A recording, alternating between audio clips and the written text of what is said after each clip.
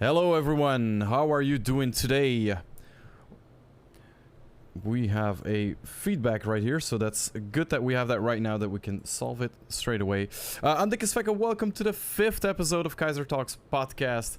I hope you're all doing good. I've already asked it actually. You know, Kayzr Talks, already told you about it. It's about esports, gaming, pop culture, everything that you can imagine and that you like. Today, I've got a really fantastic guest in the virtual studio.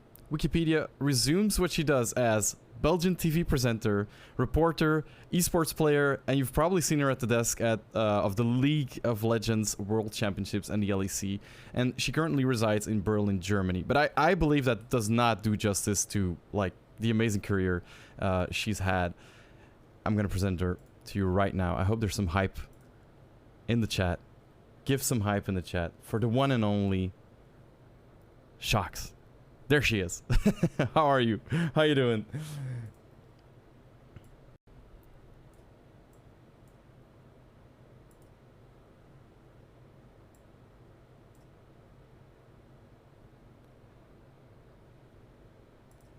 That's right.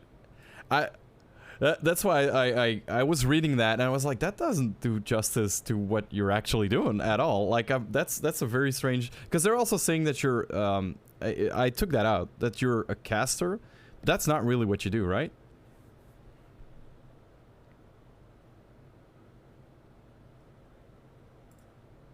Everyone who's on-air talent is actually called on-air talent, of which you have different roles, obviously. But sometimes people just use commentator as a whole or caster as a whole, as in you are saying something about the game. But obviously, us who watch a lot of esports know that it's specifically the people that cast the in-game continuously that are the casters. And I am a host / interviewer. But I get it. Sometimes they're like commentators because it's everyone that's in the realm of commentating what is happening. So right. I get it, but I also get you. Yeah, right.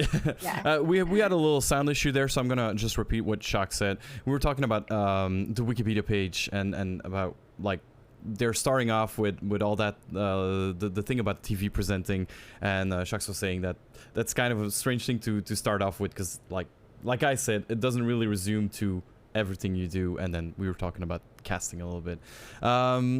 So I actually haven't asked. How are you doing today? How's it going? Because you've been back on streaming. I've seen like 3 or 4 days ago. How's all that going? Because I guess it's like a lot just coming back together. Yeah. Yeah, it's a whirlwind for sure.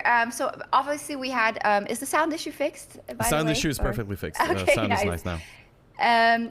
Well, obviously there was MSI, which is a very heavy tournament from a production standpoint, because also it was even longer this year than it was like the previous year. So it was like 6 days of 6 games a day plus a pre-show and a post-show into 5 days of 6 games a day with a post-show and a pre-show. And then like the playoffs right after, which was 3 days in a row. Wow. So that was really heavy. Then I went straight to Switzerland, obviously, for Red Bull Universe. Then I went on holiday, luckily, for a week, which ended up being 7 days because of Corona stuff, and had to come back early because flights got canceled. You know how it is. Oh, wow. And then I was very lucky to go, so I'm just very thankful for that. And then straight into prep for LEC, and since it was the first week, usually it's pretty streamlined. We have like 1 day of meetings, and then we get to the show. But because it was the first week, it was a full day of meetings, content shoots, a full rehearsal day, etc., follow-up meetings into 3 days of Super Week. And this is technically my weekend, but it's esports, so weekends don't really exist. So, yeah. So, ladies and gentlemen, I think it's confirmed. Sjokz doesn't have 24 hours in her day. She's got actually 40 in one day. Because yeah, I don't know, how do you fit all that in one day? Like, it's how do you balance it? How do you do it? I guess, well, so when it's not as busy, it's actually easier to deal with, right? But I think especially the show days are something that sounds really insane for people who don't do live shows, because we often get like, oh, you're just casters, you just show up, it's not a big deal. But in fact, there's a lot to prepare, and what is one of the hardest things is that you come into the studio 4 hours before the show for LEC, for instance, right? So if the show starts at 5:30, then I'll be there at 1:30, more like at 12:30 to do preparations and kind of just get in the zone. Rehearsals, meetings, makeup, which takes a long time in my case, wardrobe, final meetings, all that kind of at the end, making sure that everyone's on the same page to start. And then you go into this marathon of like 6-7 hours, in the case of MSI, like 9 to 10 hours of full broadcast. So you're going on adrenaline, you're going on fumes, you're like, you have to apply everything that's happening, you have to deal with everything that's happening, because it's not because you only see me on screen for 7 minutes during the post-game analysis. That's been a whole game of back and forth with production. Can we get this? Can we get this stat? Can we get this graphics? We can. Can we get an interview with this one? Okay, no. Oh, there's a technical issue. We need to change that. Oh, Veddies, you'd like to do a telestrator. Let's see if we can get sent the clips sent over. Let's go over and check them. Oh, they're broken. Okay. Like there's so much that goes into it that people don't really see, because it's such an well-oiled machine that is constantly working to adapt to what's happening in the game. Because you could be like, oh, let's focus on Caps after the first 10 minutes because he's popping off on his Akali or whatnot. But if the game then turns into something different where, I don't know, Neon on the other side is having a great game, or there's a weird item choice, or there were some team fights that we want to break down in a different way, or we just want to have an interview for a longer time. Like, you got to be so close on the ball. I don't know if you say that in English. Like you do, but... yeah. And that takes a lot out of you. And then you end that day. I, in my case, do PGL, which is a whole different gear of things, because now you're in interview mode, and you have to make sure you hit like all the sponsor obligations and whatnot. And then you get out of that, and then it's like boom, straight into a post-show meeting. Be like, okay, what happened today, and what do we want to talk about tomorrow, and what do we need for that? And then you go home, and you're like, I have to go to bed, but I'm so like pumped up on adrenaline. I'm still hyped. Yeah, I know that feeling. Yeah. So. How? Because we actually skipped the whole little intro thing, and we're straight into that stuff, which I love. My question is, how deeply involved are you with that aspect, like the behind the scenes machine? Because you have to be on screen and ready with everything you prepared, and do you get it like handed to you, or are you well into the machine? Are you behind the screens as well? This is good that this is finally being asked on a podcast, because so many people, and you know what the weird thing, but we'll probably get into it later, is they only ever ask me or Lore, you can make of that what you will, oh, do they give you what to say? Do they give you the interview questions? Like, no. And I have to say that the LEC broadcast is one that is very unique in that regard, and I think earlier than many of the other broadcasts, it was very talent driven, meaning that it starts with the ideas of the talent. And because of the structure of the LEC and how it is built up, so in terms of a production team, in the meeting, so for instance, on Wednesday, we have a full brainstorm meeting. Which before, on Tuesday or on Wednesday morning, if you get up early, but we're gamers, so we get up for the meeting at 11, which I know sounds very late. But you're also up very late, so... Yes, we're up until 1 working, so... Right. Right. So there's this program called Trello we use now, and it has boards, and there's a pitch column. So everyone and anyone can put pitches in there. The talent, the producers, the writer, the graphics editors, the EVS, which means the replay editors, the stats analysts. Everyone has the right to just pitch. And then the producers go kind of through that to that, and they think, okay, what would work the best? And then in the meetings, we have a big brainstorm about, they go like, hey, this is kind of what we're thinking. And for visibility in the structure of the LEC, we have like a loose plan. For Ready Check, which is the half-hour pre-show, is like, okay, we need to have obviously news and headlines, things that people may have missed. You know, what's up with the patch, what's up with the roster changes, what happened, what are the big beats. Then we usually try and have a comedic segment, something that is a bit more loosey-goosey. Then we try and have a very analytical, stats-driven segment, or mostly about an in-game thing, which is a telestrator breakdown or whatnot. We try to have a lot of player story building and hype building through ideally interviews, or like singular pieces where we go like, these are the 3 players you have to watch this week. And then we get into the actual match intro, which then has different parts as well. So in the brainstorm meeting, we just kind of, together with the talent and the producers, go into, okay, so what do we want these things to look like? And a lot of it comes from us, the producers say, hey, news headlines, we're thinking, got to talk about Fnatic's first week, got to talk about Vitality, what do you guys think? And then we go, yeah, I'd rather maybe talk about the Mad Lions, and I think it's more important to say that Misfits had a great start. And producers go, okay, and how would you like to show that? And then we go, oh, we'd like a stat line of VTO, and then I'll be like, so tomorrow I'll be like, well, I'd also like to highlight Vander because I think he's been a bit of an unsung hero. And stats, can we maybe get some stats to support that? Then stats will say, it's a support. The stats will look like shit. And I'll be like, okay, you're right. And oh, can I swear? Of course you can. Yeah, sure. Don't worry. So yeah, it's a very, okay. So it's a very, very, very like intertwined process with talent. And on top of that, a lot of the content pieces from the LEC are pitched by the talent themselves or are ideated on by the talent themselves. Not just, let me be very, very clear. It's a very group effort and everyone like pitches in, but there is a lot of talent driven like initiatives to that. And to answer your question, for me as a host specifically, I am kind of the rode draad, how do you say that?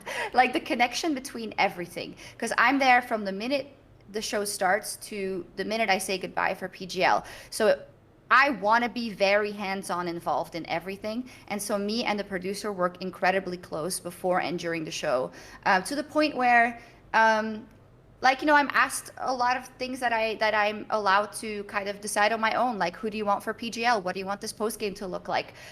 Is this a graphic that you could use or not? You know, and it's really nice because it really feels like a collaborative effort, and it feels like it's our baby almost, right? Right. It's not just my worst nightmare is showing up somewhere. It's like, hey, read from the script. Like, yeah, I hate that. I can imagine that. And the reason I'm really happy you picked up on that is.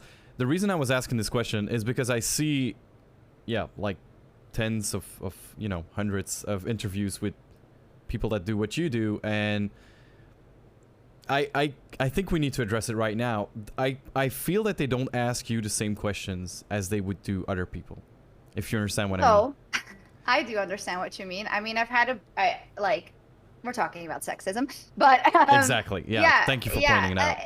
It's true. But okay, so first I do want to say that like I try to not let like sexism and the comments that I see define me and my work and my value, which is sometimes pretty difficult because I think that I'm doing a good job and I listen to my peers, and you know, that's really the core of it. And I know that I'm constantly trying to strive and improve and do the best and be the best host that I can be.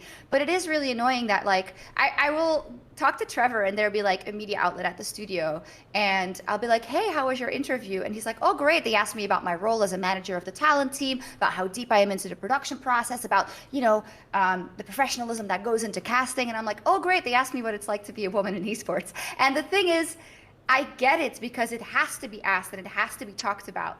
But I just feel like a better way to do this, because everyone knows it's an issue, a better way to do this would be to highlight, you know, the job that the women do, and ask about their craft and ask about, you know, those things. I think that elevates women to a better degree than only ever asking them one question, if that makes sense. I completely understand. And I've talked about this with, I don't know if you know, yeah, well, of course, you know, William Boeva, the Flemish comedian. I think you presented one up with it. Yeah, I worked with him. Yeah. And he says the same about his disability. He says, like, it's only ever the most important thing in every interview. And he says, that's the reason I drive a Maserati, because I just want it, you know, I'm not going to show the finger, but he's like, I just want to, you know, show them that it doesn't matter that I'm thriving. It doesn't matter. I'm still thriving. And that's what I think is really interesting about that. And that's why I asked about how much liberty do you get in LEC?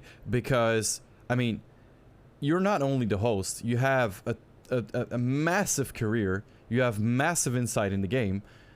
It would be a waste of just saying, hey, Sjokz, here's a script. Just, you know, that's it. Like that's my vision on it. So how much liberty do you get? Because we know you're involved now. You said you're involved into the process, but how much liberty do you get in that creative process as well? Because I know they do skits and stuff and things like that. Yeah, A Like lot. a lot, yeah. A lot. And obviously, this is not just goes for me. This also goes for like all the talent. And Right. I really have to credit our producers for that. And especially, um, so to paint the quick picture of the history of the LEC, which many people may already know, but obviously started as EULCS in 2013, was kind of like a carbon copy of the NALCS, the North American version, by design, because it was like, oh, this is from Riot side, this is like our first big weekly broadcast. This has to be on point. So I get it, kind of have a tried and true formula and make sure that your production is on point. But as time went on, I think we in Europe started to realize that we don't traditionally, from a sports broadcasting background, cover sports in the same way like ESPN. Right. We have a different approach to things. If you look at Belgian Extra Time, where there's always like, sometimes different kind of content and different kind of approach to discussions in a more bantery way, I would say. If you look at Match of the Day over in England, etc. And it's not that it's like the biggest differences in the world, but it is little nuances where I think we as Europeans approach broadcasting of sports slightly differently. Secondly, we in Europe also really got the realization that like we shouldn't try and be one-to-one like traditional sports broadcasting. In fact, that's gonna not be good for us in the long term, because it is very good in terms of, hey, this is an established broadcasting sector, so we can take ideas from that, we can build on that. We should constantly be in dialogue with people from that sector as well. But we should also remember that this is esports, and this is something completely different. We have a different audience, which is much more interactive, which is much younger, which has completely different ideas of what they want to see, and is an ever evolving space because of the nature of the digital space, where tomorrow AR can be the biggest thing, and then you have to adjust to that, in your broadcast or in what you're covering. So all of that together made us realize in Europe over time that we wanted to be much more unique. That doesn't work. We wanted to be unique, basically. Yeah. And there were a lot of producers who were with us from the beginning, and I love telling the story. It's not a story, it's actually great. So one of our producers is named Kevin, and he actually started out as a stage manager when we went to Berlin in 2015. So he's the guy that would be like, hey, these are your seats, and clap when the Nexus falls and stuff like that, And he actually worked his way up, and he's now a lead producer of the LEC, as well as Worlds at MSI and everything, plus Valorant. Like, he's just killing it. They should give him some holiday, because this guy's doing overtime. But anyway, I think because he grew within this new school of everything, he also really subscribed to the idea of everyone being able to have freedom. And a good example is the rap battles, which were pitched by Vedius and Dracos. They just pitched it. And one of the producers, Margot, was like, I can work with this. They were just like, hey, let's try it, because the worst thing we can do is never try anything. And I think that has been our approach to everything. And there's been some stupid segments that did not work, but I feel like that's cool. Just try it. And what's the worst thing that can happen? People typing cringe in Twitch chat? Bother. That's fine. Exactly. As long as we keep evolving and also find creative ways to put the players first and tell the players stories, in which the rap battle is actually ingenious, right? It's a very good idea to tell these stories of the teams in a non-traditional way. So wow, that was a long answer. It's a good one, because I had this whole narrative structure right here that I was like preparing. I was saying in my head, like, I hope we kind of go ahead and not follow that, and so that I can just do my own style and pick up on what you're doing. And I feel that we got the same style, so that's really good. Because what I want to ask is, I know you have a past in journalism, and how do you feel it compares to, because everybody's always, okay, first of all, I'm gonna do something that a podcast host shouldn't do. I'm gonna say my own vision on it. I feel that sports journalism and sports in general, traditional sports, should never be compared to esports, is what you just said, basically. Because, like you said, the approach is not the same, and it's just not. It's like saying sports and I don't know, collecting coins is the same. I don't know. I was just. It's not the same. So how do you feel your journalism background prepared you for what you're doing right now? Did it at all address that part of your skill set, or not really? Oh, that's a very interesting question. Um, right. So first up, I think so. I studied history before I studied journalism, and I think the biggest takeaways from both those studies were just being objective and trusting in research to make your points and make sure that they're always, they're built on a good foundation. You have the stats to support it, or the examples to support it, or the research to support it, and never really talk out of your ass, if I may say so. And that, of course, is something that helps me tremendously along the way.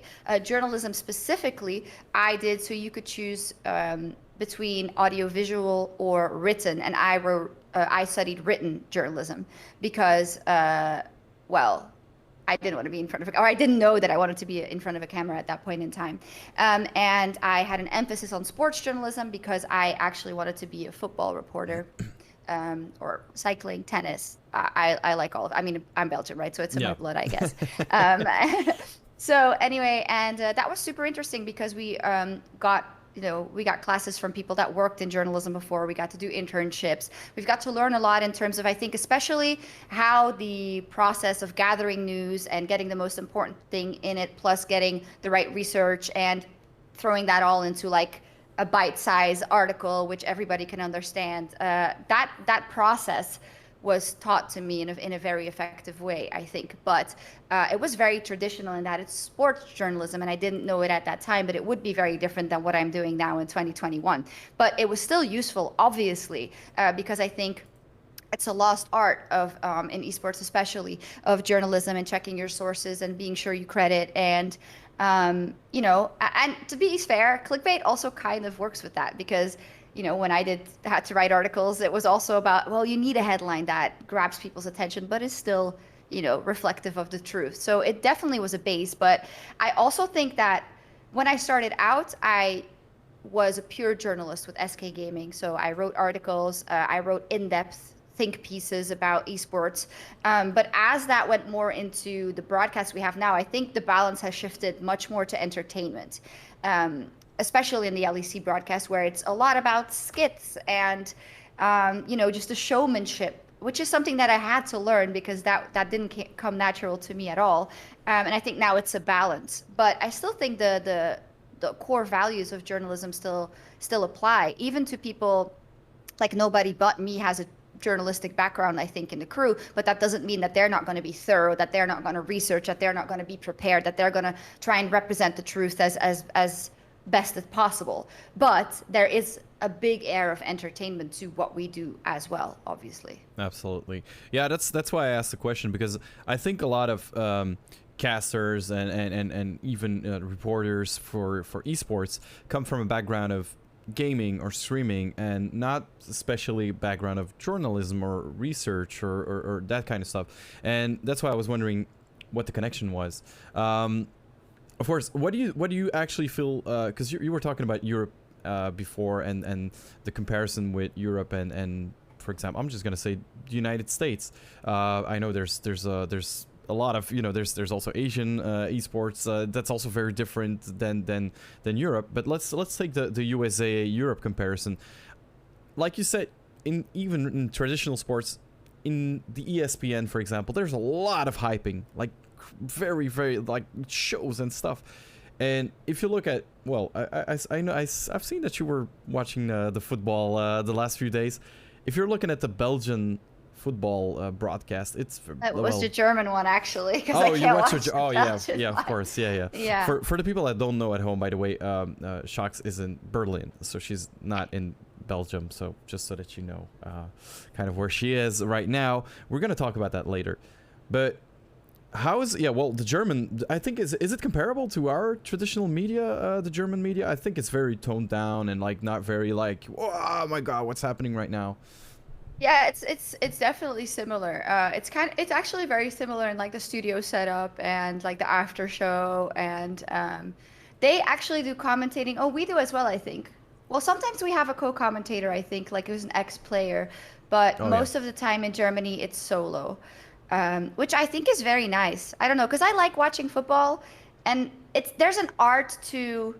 It's the same in league casting. There's an art to timing when you're gonna let the excitement out, because if you're constantly excited, then what is really exciting, right? So like the timing of that, and I think that is, you can execute that well with one commentator, but it doesn't work for League of Legends because there's too much going on. But in football, usually, especially in kind of the slower football meta we're in right now, it's very slow. definitely okay. Yeah, but yeah, you are right. It's also very different. Also, the nature of kind of the sponsorship integration in America and the breaks every 5 minutes and all of that also completely changes the DNA of your broadcast, because you have to think about all of that, and I kudos to them, because that's incredibly hard, because one of the hardest things I find in the LEC is you have to make sure that your tone is right. So for instance, if you have a half-hour pre-show, you want to make sure that as we get closer to the game, you get the people the most excited for the game. So you kind of engineer what you say and what you plan. But if there's a break in the middle, or like 2 breaks in that, like in America, that's really hard, because then you have to start almost from zero again and be like, before the break, if you do remember, we were talking about this, etc. But yeah, it's very different for sure. But I think both have value, right? And I think especially if I see like clips in recent years from American sports, they are also leaning into kind of doing more individual segments that can be reposted on YouTube and that just have a different way of talking about things. I think in general, sports broadcasting is also going through an evolution, because they have been introduced to what esports was dealing with from the very start, which means the live interaction of everyone on Twitch chat and on YouTube, and constant feedback and making sure that they incorporate those opinions. And I think it's more on the same path than it was, I think, because, and I've worked with media outlets in Europe, in Belgium specifically as well, and talked to them about esports, and they are interested to know,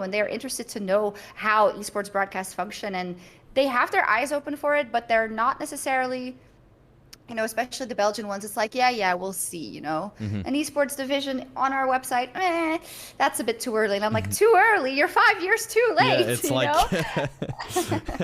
yeah. The first generation of gamers is like already past most journalists. All retired. I mean, no, because I wanted to talk about that a little bit as well. You're now currently based in Berlin, and I've seen that last year you came on Sports, I believe, which is a very traditional program. How was that? How do you feel the connection with Sports, for example? Are there any plans? Is there anything we can know? Is there anything you can tell us about that? They reached out. They often reach out. Oh, damn. I just remembered that I didn't reply to one of their emails. There you go. I'm good for something. No problem, But Sjokz. anyway, they reached out to do like a kind of dummy introduction to League of Legends and for some esports concepts. And I think that does speak to an idea of, maybe we should do this. And it was really cool working with them, because for me, it's really awesome going to like the redactie, like going to, because it's in the buildings of the VRT, which is the news, one of the biggest, I guess you call it, because it's government subsidized, right? I don't know how I would say that in English. Openbare omroep. Yeah. It's really awesome because it's this huge floor of just news being made in studios, and it was really cool for me. I was fangirling a little bit, and it was really awesome. I came in and we had like a brainstorm for a few hours with people from the sports desk, and just talking about, okay, how do we want to do this? How would you want to do this? Is this a good plan? Should we do it like this? What will talk to your audience? How can we show this the best? And then we came up with this green screen concept where I explained League of Legends and whatnot. But it was also more like hey, let's talk to each other and see how we can talk about ideas. And they were very, very respectful and very interested in all that. And I even got to go to the pub later at night and have a couple of beers with like some legends that I was like been watching growing up, and I was like, oh my god, this is crazy. Cool. And it was like, you're the girl from esports. Wow, you guys do amazing stuff. And it was really, really cool to me that they were all very like, you guys really do crazy good stuff. I mean, it's very cool to see. And I was like, wow. So it is being noticed. Yeah. But I think there's a difference between it being noticed, especially by other journalists and people who want to work on it, and the higher ups, who obviously the bottom line is how many people are watching and how much money can we make out of it, money, right? That's just the way things work. But I do find that in general, I don't know, people are noticing a lot more than they were. I think also because if you see like video games bring in more money than the movie industry, you know, because of, I mean, you don't even have to explain it because it's such a big pastime. And I mean, some games are movies and feature Keanu Reeves and whatnot. So Absolutely. it's just such an intense business. I got to go to the Brit Awards no, it can't have been last year. It must have been the year before pandemic, probably. No, it was, I can't remember. Anyway, I talked to some people from some football clubs, I think Chelsea, AS Monaco and whatnot. And this older man came up to me. He was part of the board or something of one of those teams, and he made like a joke which I found was really funny. He was like, "Oh, you guys do esports. Wow, you are sure on the wrong side of history, am I right?" And then he was like, "No, it's us. We're on the wrong side of history." And I was like, that was just so cool. That's pretty funny. Because he bamboozled me, and then we had a good conversation. So people are definitely interested, but yeah, I would love to see in Belgium for sure, like an outlet really, really doing esports coverage, which I guess is made harder because it's hard, you know, in Belgium because you can, you know, set up the tournaments and stuff. But the best thing that works is, I guess, if you have pro players that do a lot and stuff like that. And if the league really takes off, which is obviously now starting with the Belgian league as well. But the thing is, when it comes to like me or Whippo, for instance, for us, it's much more interesting to focus on the international market than it is on Belgium per se. And I know that sucks for Belgium, but it is just a reality of our priorities, I think, right? Of course. Do you understand that? I completely understand that, and I kind of follow that as well, in the sense of we've done this podcast multiple times, and I talked to, you know, a couple personalities in the esports world, and I was talking to Philip Langerok of Lowland Lions. You might know Lowland Lions, and he said the same. He said, you know, our team, it's going to be, he's very, you know, definite. He's saying our team is going to be the first professional team in Belgium, in the Benelux. But he says, I'm also very realistic that for the players, if they want to grow out their career, we are just going to be the, you know, the base plate, like the first step. And first level, yeah. They will go to Berlin. They will go to, you know, if you go to a bigger team, I believe Fnatic, Cloud9, all those guys have a Berlin base, or Cologne maybe. I think there's London as well. London, yeah, Amsterdam. Exactly. Not Amsterdam, Utrecht, I think. Yeah. That's sounds. Team Liquid, yeah. That's Team Liquid, but like Belgium doesn't really have a gamer house, doesn't really have stuff like that. I think. How far do you think Belgium is, in your opinion? Because I know you've seen a lot of things come and go in your career, and I'm sure you followed Belgium quite closely because it's still your home country. How far do you think we are from that point? Because we could be on a pivot point. It's weird because I think there's enough initiatives, and there's also I think sponsor interest has, especially in the last 2 years, I think accelerated. I think probably also because of the moniker of the Belgian League, because that immediately invokes, oh, LEC, or the successor of the Spanish League, or the French League, which is, by the way, absolutely nuts how big the LFL has become. And I think that's the most important step, because as said, you know, without funds, you can't really make anything happen. But it does make me wonder why it hasn't like absolutely, and I wouldn't say exploded yet, but like gone faster. And I really don't know what it is. And I think Philip was right on the money there with like, it's just not as interesting to be like a star or an esports player or pro player specifically in Belgium. I would probably even say Holland, right? Everyone wants to go to the big leagues, and that is the same as Belgian footballers, right? Why would they play in the pro league if they can play for Manchester City? Yep. Or if they can even play for second division in Spain, I would say. It's exactly the same. But football, of course, has the advantage that it's been around for so long and that it has a whole structure, you know? And I almost think that Belgium missed the boat a little bit in not investing in everything like from the very start, like in 2011, 2012, 2013, when everything started. when there were also Belgian pro players who had huge platforms and whatnot, and that there were not then sponsors who saw the opportunity, that there were then not traditional media outlets that saw the opportunity. But it's also understandable, right?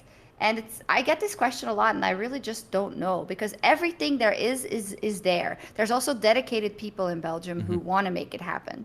And I'm really hoping that with like the Belgian league now, for instance, they're doing a lot, and they're putting out content, and same for the Dutch league, by the way. They're putting out content, there's banter, they're trying to build up their players, etc. But yeah, it's hard also because I think in part also because esports coverage is not just esports coverage anymore, which it was in 2012. It is a social media business. Right. And there's so much content out there, and there are so many content creators. So to establish yourself as one of those is just become exponentially more difficult than it was 10 years ago. Do you feel that? So we've talked about the money part right now. I think that's quite a big part in any endeavor. The money part is it's like you said in football, a big part of the reason that football is so big, and also reason why, because people are always like, yeah, but why is esports? Because League of Legends is a big game and Fortnite is a big game, and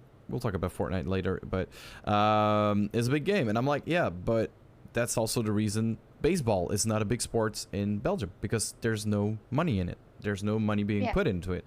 If money would be put into it, it would be bigger. But do you believe it is the sole reason, or do you believe that you talked about the French league, that we are missing some high quality initiatives, such as the things that have been done on, and I'm not only talking about Twitch or even League of Legends, I'm talking about the whole French content creation and social media presence. Their influencers, esporters, Insane. it's absolutely insane. I mean, they're also they are a bigger country, right? So that is there's more to pull from. But then on the other hand, I give you the Belgian football players. Like, we are such a tiny country who have been able to foster so much top tier worldwide football talent that are literally at the top of their game. So you could say it shouldn't, like, same for like Japan and League of Legends, very small player base, but we're able to fight with the best at MSI. So it shouldn't be a condition for the talent, because the talent is definitely there, but are the incentives there as well? And I think one thing that is very important is the way the media portrays esports and the way the media portrays gaming. And in that regard, Belgium is definitely behind still. But it's also drastically improved in the last couple of years, but very much that stigma, right, of gamers are basement dwellers, and it's not something you should pursue, and it's super unhealthy, blah, blah, blah, blah, blah, blah, blah. And that framing still being there for the longest time, and not being like honest in your reporting about it. And I get that question a lot as well. And it's like, yeah, is being addicted to gaming a bad thing? Sure. But like, so is being addicted to other things. Like nothing should be like should like take over your life and make you unhappy, of course, but that goes for everything, right? It's all about how parents obviously deal with it, because my mom used to say, you've been in front of the TV for 3 hours, go outside. It's the same thing, it's just a different screen, right? So all that things, and I think that framing is a very important thing. I know that in France there's been a big emphasis, I think also because, that's actually also a good reason. So Riot started to do, Riot and other esports, but especially Riot, started to do a lot of events in France from the very beginning, especially Paris, of course. But there's been like World Championship stops, there's been MSI finals, there was All-Stars back in 2013. That helps, because bringing a big event to a country means that all the media will want to come all of a sudden. Right. Because they'll be like, well, what's this? Like, what's going on here? And then they see it, and then the sponsors see it, because the single best way to attract a sponsor to esports is bringing them to an event and putting them in that arena. Well, damn Corona, of course, but when it happens again, and letting them see the professionalism of the broadcast, of the commentators, of the hype, of the fans, of the small kids that ask their parents to buy them a Fnatic jersey so they can cheer for them. sponsors see that, and that's when their eyes really open. Same for media, right? And then they really realize that this is just a hobby. This is a pastime that lots of people are incredibly passionate about and are very comparable to sitting in a football stadium and watching the match. And I think all of that framing is probably also missing a bit in Belgium. Yeah, it's a lot. It's a very layered, a layered thing. Absolutely. But as said, like you say, I mean, I don't follow Belgian esports that much, I have to say, because you said that, and I was like, oh, I don't actually. I mean, I do, and I try and pick up to all the major initiatives and whatnot, Right. and I've been a part of many of them as well.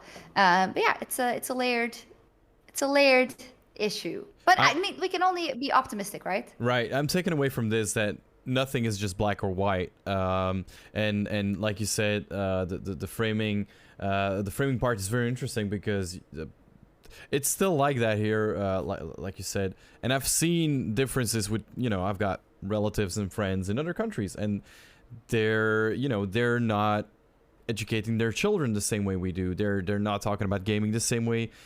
I'm gonna say most Belgians do. I'm not gonna say everyone because nothing is just black or white. No. But like you say, the addiction part is a thing that should be definitely addressed, and I think that's really one of the things that is still taken away by the media rather than look at what these gamers have done. Also, I think like the positive stories, because I'll never be one to say like it's all good, right? I think Right. also with the high level of kind of the internet and the inherent dangers of the internet for anyone, but especially for young children, obviously that's all stuff that has to be regulated. But that's something that we should then evolve with and I'm not a parent, obviously, so I'm definitely not going to speak for parents because I know it's incredibly difficult Absolutely. to raise children. But these are all like kind of things that it's just evolution, and we're all going to have to evolve with it. And maybe tomorrow it isn't gaming on a PC anymore, but it is AR and VR, or maybe, and in 30 years we don't even know what it's going to be, right? But the digitalization as a concept is just going to keep happening. Absolutely. So yeah, it's a very interesting thing to think about. I usually, when people ask me that question, and it's again one of those things where it's about the way the question is asked in the media, because it's always like, isn't it horrible that these kids are in front of like playing a game? And Yeah. I'm like, am I horrible? That's what I did growing up, and I've Right. made a very big career out of it. And in fact, I was a very introverted child. I'm still introverted, even though it might not look like it. I just put on a great show, I guess. But as a child, I was like, I would climb trees and I wouldn't really want to interact with people, and I would focus on gaming and watching football, playing with Legos, also playing with Barbies, like anything. And I was bullied in school very, very, very heavily, which made me kind of, shut down as a person. And then when I was 14, I discovered Unreal Tournament and I played online, and I learned to interact with people over the internet that I eventually then saw at LANs, and that made it easier for me to open up to them because we all loved gaming, so it was easy. And that helped me become a more open person in the rest of my life, and in a way also led me to who I am now. So I always give that counterexample, Right.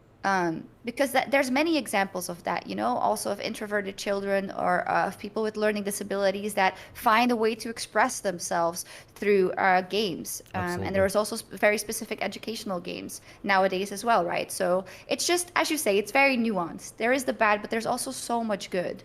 Right. I think that the world of gaming also just changed tremendously since the Pac-Man competitions, where people would just fling all their money into an arcade cabinet. So that and I think that's the vision people kind of still have in their head, and that needs to change a lot. You're talking about your early days as a gamer, and I would like to pick up on that because I've got some questions about that as well. You're talking about if I can pick up on that. If you don't want to talk about it, that's fine. You're talking about being bullied. Could you tell us a little bit more about that? Was that because of being a gamer? Because I know that I in my time and I'm really going to talk about myself. When I was 13, 14 years old, I was a very, very competitive Counter-Strike player, and I never talked about it with my friends. Never, because they would laugh. Cool. Yeah, no, yeah, they wouldn't have found it cool. My friends, like, I literally just reunited with some friends from that period, and I'm amazed at finding out that they said, like, yeah, we were playing Counter-Strike at home the whole time as well. We never talked about it because it just wasn't cool. Crazy. It's really weird. And I don't know if do you feel that that's the reason? Are those similar things that you have experienced in the past, or absolutely not? I think so. I think in terms of my parents' perception, my mom, it was very much like, what the hell are you doing? Like, why are you on the computer? What are you playing? And who are you talking to on TeamSpeak? That was definitely it. I think in terms of school, people didn't really know. It was more that I was like not a girly girl, which was, I think that's hopefully improving nowadays. But I was like not a traditional girl. I wore hand-me-down clothes because we didn't have a lot of money at home, and I didn't really care about what I was wearing as long as it was warm or cold. Like it was fine for me. I was a strevertje. I studied very, very well. I always wanted to get top marks. I liked studying, and I thought that was important. I gamed, and I didn't really hang out with friends necessarily. I watched football and all that stuff very intensely. So I didn't really care about everything that in that age group of like 12, 13, like puberty and girls was important, I guess, to them, which was then, makeup and nice clothes and boys' attention and whatnot. I was also like a late bloomer, I would say, for sure. So I was just like not bothered. I was just like in my own world.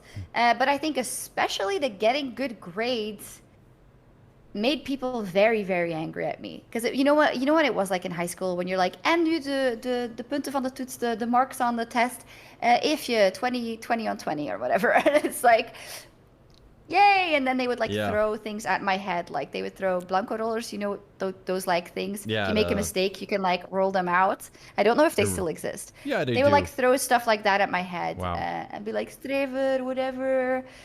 Trut or whatever, like stuff like that. And I would always be like left alone in the playground and just always like bullied because of what like I just didn't care about my appearance and whatnot. And yeah, it sucked because it was like, thinking back on it, it was like, well, why the hell am I getting bullied for doing what you're supposed to do in school? That doesn't make any sense. But yeah.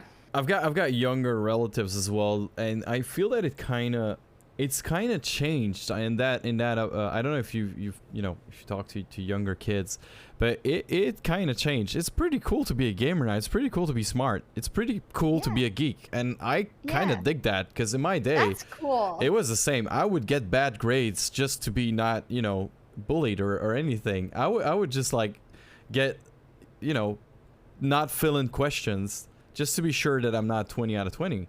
It's stuff like that. So that's really interesting that you talk about that, because it's I think it's a thing that should be addressed and that should be talked about, and especially by people like you that, I don't know, you can have that little skater boy Avril Lavigne moment, like look at where I'm standing now. What are you guys doing? Like they're probably at home gaming in League of Legends and thinking like, God damn it, I was throwing blanco rollers at that girl. That's like. It's funny. I try not to like. I don't believe in holding a grudge necessarily. No, of course not. Negative energy, but it is a bit like. Well, you want riot points now? Yeah. But I just like I like helping. I like helping for sure. Right. Yeah, it's very, very interesting. I wonder if a lot of it, because you just made me think of something. I wonder if some of it relates to kind of the flex culture now, because now it's like, look at everything I have, look at my good grades, look at me getting into this university. I guess also the toxic kind of university culture in America, right, where it's like impossible to get into Harvard even if you have great grades and stuff like that. But you are right, it's become, maybe it's just because we're in the gaming world. I'd have to ask people that were not in the gaming world, but I do think generally it's like more applauded to just apply yourself in life. Right. And I think also just expressing yourself and having different things you're interested in are appreciated more, I hope. I agree. I think that could be the thing. And also I think just that there's more welcoming platforms like Twitch and things like that didn't exist when we were younger. I think we might be roughly the same age. And all those things just didn't exist. There wasn't really a safe haven for, you know. No. There was IRC. Yeah, there was IRC and MIRC and stuff like that. But, you know, I was talking in like Steenkool man Engels, like really bad English on those English forums. I was on a forum called Game Gossip back in the day because there was nothing else, and I was like in really like child English trying to explain what games I liked. I think I was on the Telenet like game boards or something. You remember those? What was that? Or was it Telenet or what was it? 9 Lives, yeah. And then there was another one. There were also like forums. Maybe but don't you think we learned to speak English better because of gaming? 100%. Absolutely. Television and gaming, absolutely. Like television teach me how to read English because we you know, how to listen to English and read subtitles and stuff. And gaming, absolutely. The moment that I got it, oh my god, we've cracked the code. That's it. We've cracked the code because it's really that. Because I used to think it was just the subtitles, because things aren't dubbed in Belgium or in Flanders at least. So that's really nice. But you're right. And then you have to write because most people speak English in the gaming that you're talking to. So you have to learn. That's true. You had to. When you were playing Counter-Strike with some guy in Poland, you couldn't say like, hey, ga naar links. No, you had to say, well, you go to the left now, I go to the right. Is that okay? We had that classic Flanders English accent in the beginning. Absolutely. I had it. I still have it. The Flanglish accent, I cannot get rid of it. So that. But I like it. I'm sad I don't have it anymore. Well, you don't. You absolutely don't. But talking about languages, I know it's a classic question. You get asked to, and I didn't want to ask because everybody asks you this question. How many languages do you speak? It's one of the questions on Twitter that I got like 20 times. So I see that you're doing something with Spanish now. You're like I'm learning up. Spanish. Wow. Yeah, okay. trying to learn because I got a little bit of it in school, and then because of being in League of Legends and how the Spanish players and the Spanish scene is so prevalent, you always see content in Spanish. But obviously Flemish, so Dutch, French, which I used to be fluent in, and you can probably attest to this because in Belgium you obviously get a lot of French in school, and then I worked at the auto salon selling cars, and I had to speak French, and not just French, I had to know all the car parts in French, and I don't even have a driver's license, so that was like hard mode. But at that point my French was probably the best, but now it's I mean, I still talk to Laure a lot, and when I start and when I apply myself, I get into the groove again, but it's taken a backseat to German because I've lived in Germany for almost seven years now. Oh my god. Wow, I can't believe it. I'm practically German. So I speak a lot of German, and I invest a lot into my German because I also do a lot of content creation in German, which is important for my brand, and it's just a really cool cool community to be part of. Yep. Then obviously English. I was almost forgetting. And then now I'm learning Spanish with a teacher, and I'm just trying to practice it. So it's 5, if I can. 4.5. Well, let's say 4.5, and then, or like 3 in any situation, and then French after a bit of practice, and then Spanish hopefully in a year. Let's put it that way. 4 3/4. Let's make it a Harry Potter reference and say 4 3/4. Perfect. Any other languages in the pipeline? Russian, maybe, to get that big part of the world, or maybe Japanese. I'd love to learn Mandarin or Korean, but that's because people are always like, oh, it's so impressive you speak so many languages, and I'm like, yes, but also other people have different proficiency, right? I can't do math to save my life. I don't understand chemistry or science, like any of that. That doesn't work. But language, I like, and I pick up pretty quickly, and I really love learning. So it's just like because people are like, oh my god, it's so impressive. I'm like, it's quite impressive, but it's all about applying yourself and what you're good at. You have to find what you're good at, and this is something I'm good at and I like doing. And also, none of my languages are perfect. Maybe English is the best one because I speak it so often, better than Dutch maybe, because I like, you probably have the same thing, but I use so many English words when I'm speaking to my friends. Oh yeah, to my friends. Or like even German words, and I say something, but I use the German word or something, and they're like, what did you just say? And I'm like, this, and they're like, that's German, and I'm like, oh my God, you're right. Well, yeah. now it's Flemish. Now it's Flemish, exactly. Because yeah, I've seen you. I've heard you talk German. Your German is wow. That's well, 7 years kind of, pushes you into speaking German. I mean, I guess. none of some of my colleagues have lived there for 7 years, and they can't even order bread in German. And not naming and shaming, shaming. But how do you survive? How do you survive not speaking? By asking me what to do their paperwork. No. Yeah. That is wow. That is yeah. They're lucky to have you then, I guess. Well, it's not just me, by the way. They ask the German speakers, actually, the Germans in the office. Yeah. So let's go back all the way to the beginning, like all the way back to little Eefje, back in Belgium. What is the first memory in your head that of you gaming? What's your first memory? My first memory is playing, I don't even know what that's called anymore. You remember that game, which was, I think you got it off, it was the Nintendo. Which Nintendo was it? I know 64. I don't know. But the way you got those orange guns, the clay duck shooting. Yeah, that's. Do you remember that's that? the NES. That's Duck Hunt. Oh my God, that's the NES. Yeah, so that long ago. Yeah. It was in my father's. So my uncle's house, let's say, and they had 3 children, and they had an NES. They played Mario, and then we played Duck Hunt. That's like my earliest memory, I think. And then I remember begging my mom for a console, and she was like, "I'll see what we can," because we didn't have that much money. It was like, "We'll see what we can pick up," and then at a Rommelmarkt, which is like a scrapyard, I guess. No, it's not really scrap. It's something flea market. Yeah, she picked up a Sega.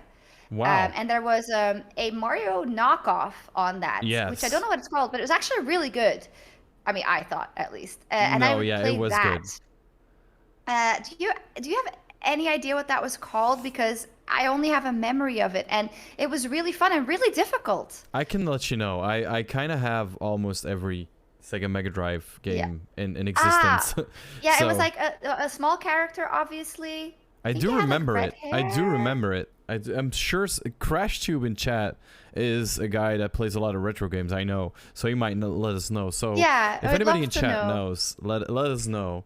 It's like not a big description. And then also what I remember, just because you said it, and because the console is behind you, but I would play a lot of Mortal Kombat in the Ardennen, which is like a part of Belgium, where my parents and me, or my mom, we would always go on holiday, which again, we just drove somewhere and sat in a chalet, and then there was this cafeteria where obviously the parents like to have a coffee and a couple of beers, and I was always like, "Can I have coins, please?" Wow. And I would just go play Mortal Kombat for hours and hours and hours. That was so much fun. We literally talked about this yesterday with some people, and I was talking about Virtua Fighter. I don't know if you remember that one. No. Like, it's a wide arcade, and it was very slick, very modern, and I can still remember this, and I was like 6 years old, and it's imprinted in my brain. Just putting in 20, like a thing of 20 Belgian francs back in the day.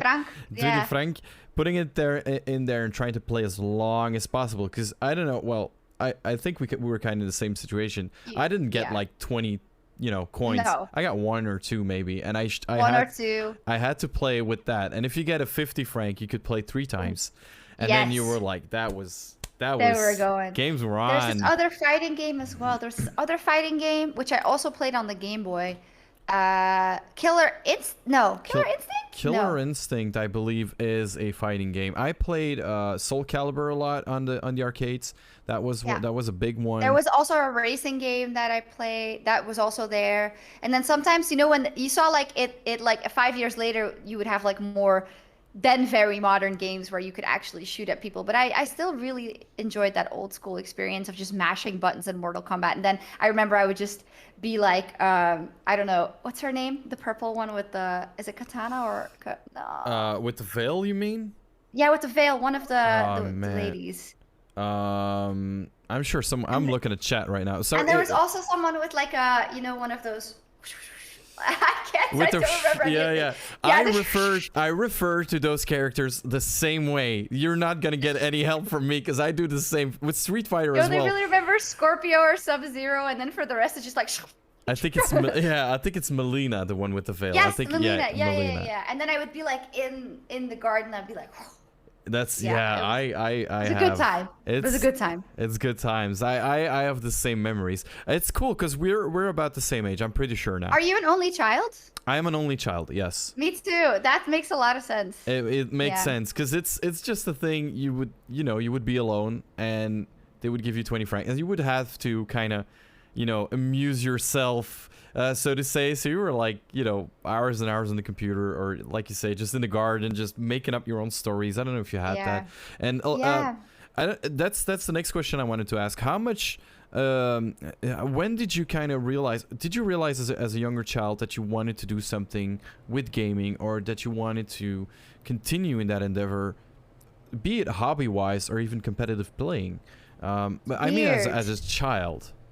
No, like it's weird because now that I think about it, because I never really thought about that, it's very, very good questioning, is that I only realized it when I was doing it. So, because like I loved gaming, but I think it also was in that whole like, because my parents were always like, what the hell are you doing? Go outside.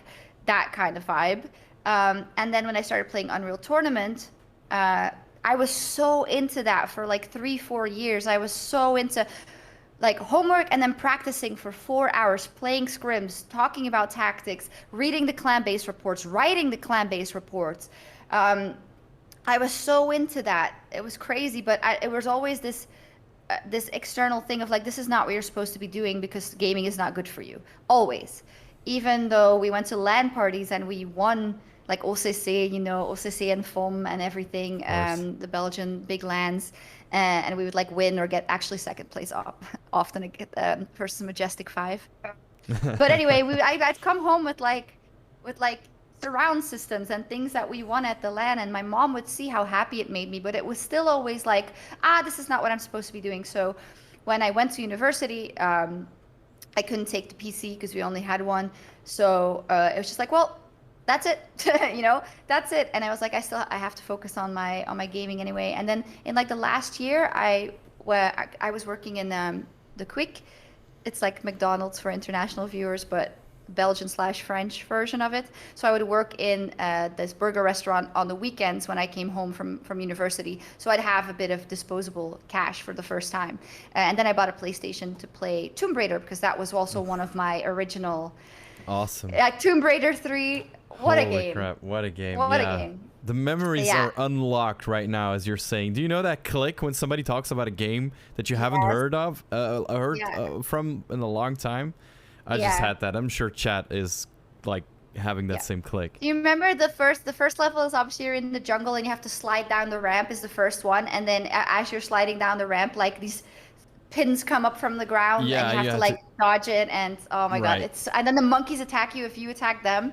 Oh, it's such a great game. Do you remember the first one? The first Tomb Raider? That was completely I only bugged? ever played it after because I started with 3. So then I did 2, which was okay. 2 is but 1 was so bugged. It is. And it was the only one I had. And I was like playing that one over and over, trying to get out of the broken levels. Yeah. It was, and then I played the second and the third one at my cousin's. And there was no internet. So I had a book. I had a physical book of what to do if you're stuck.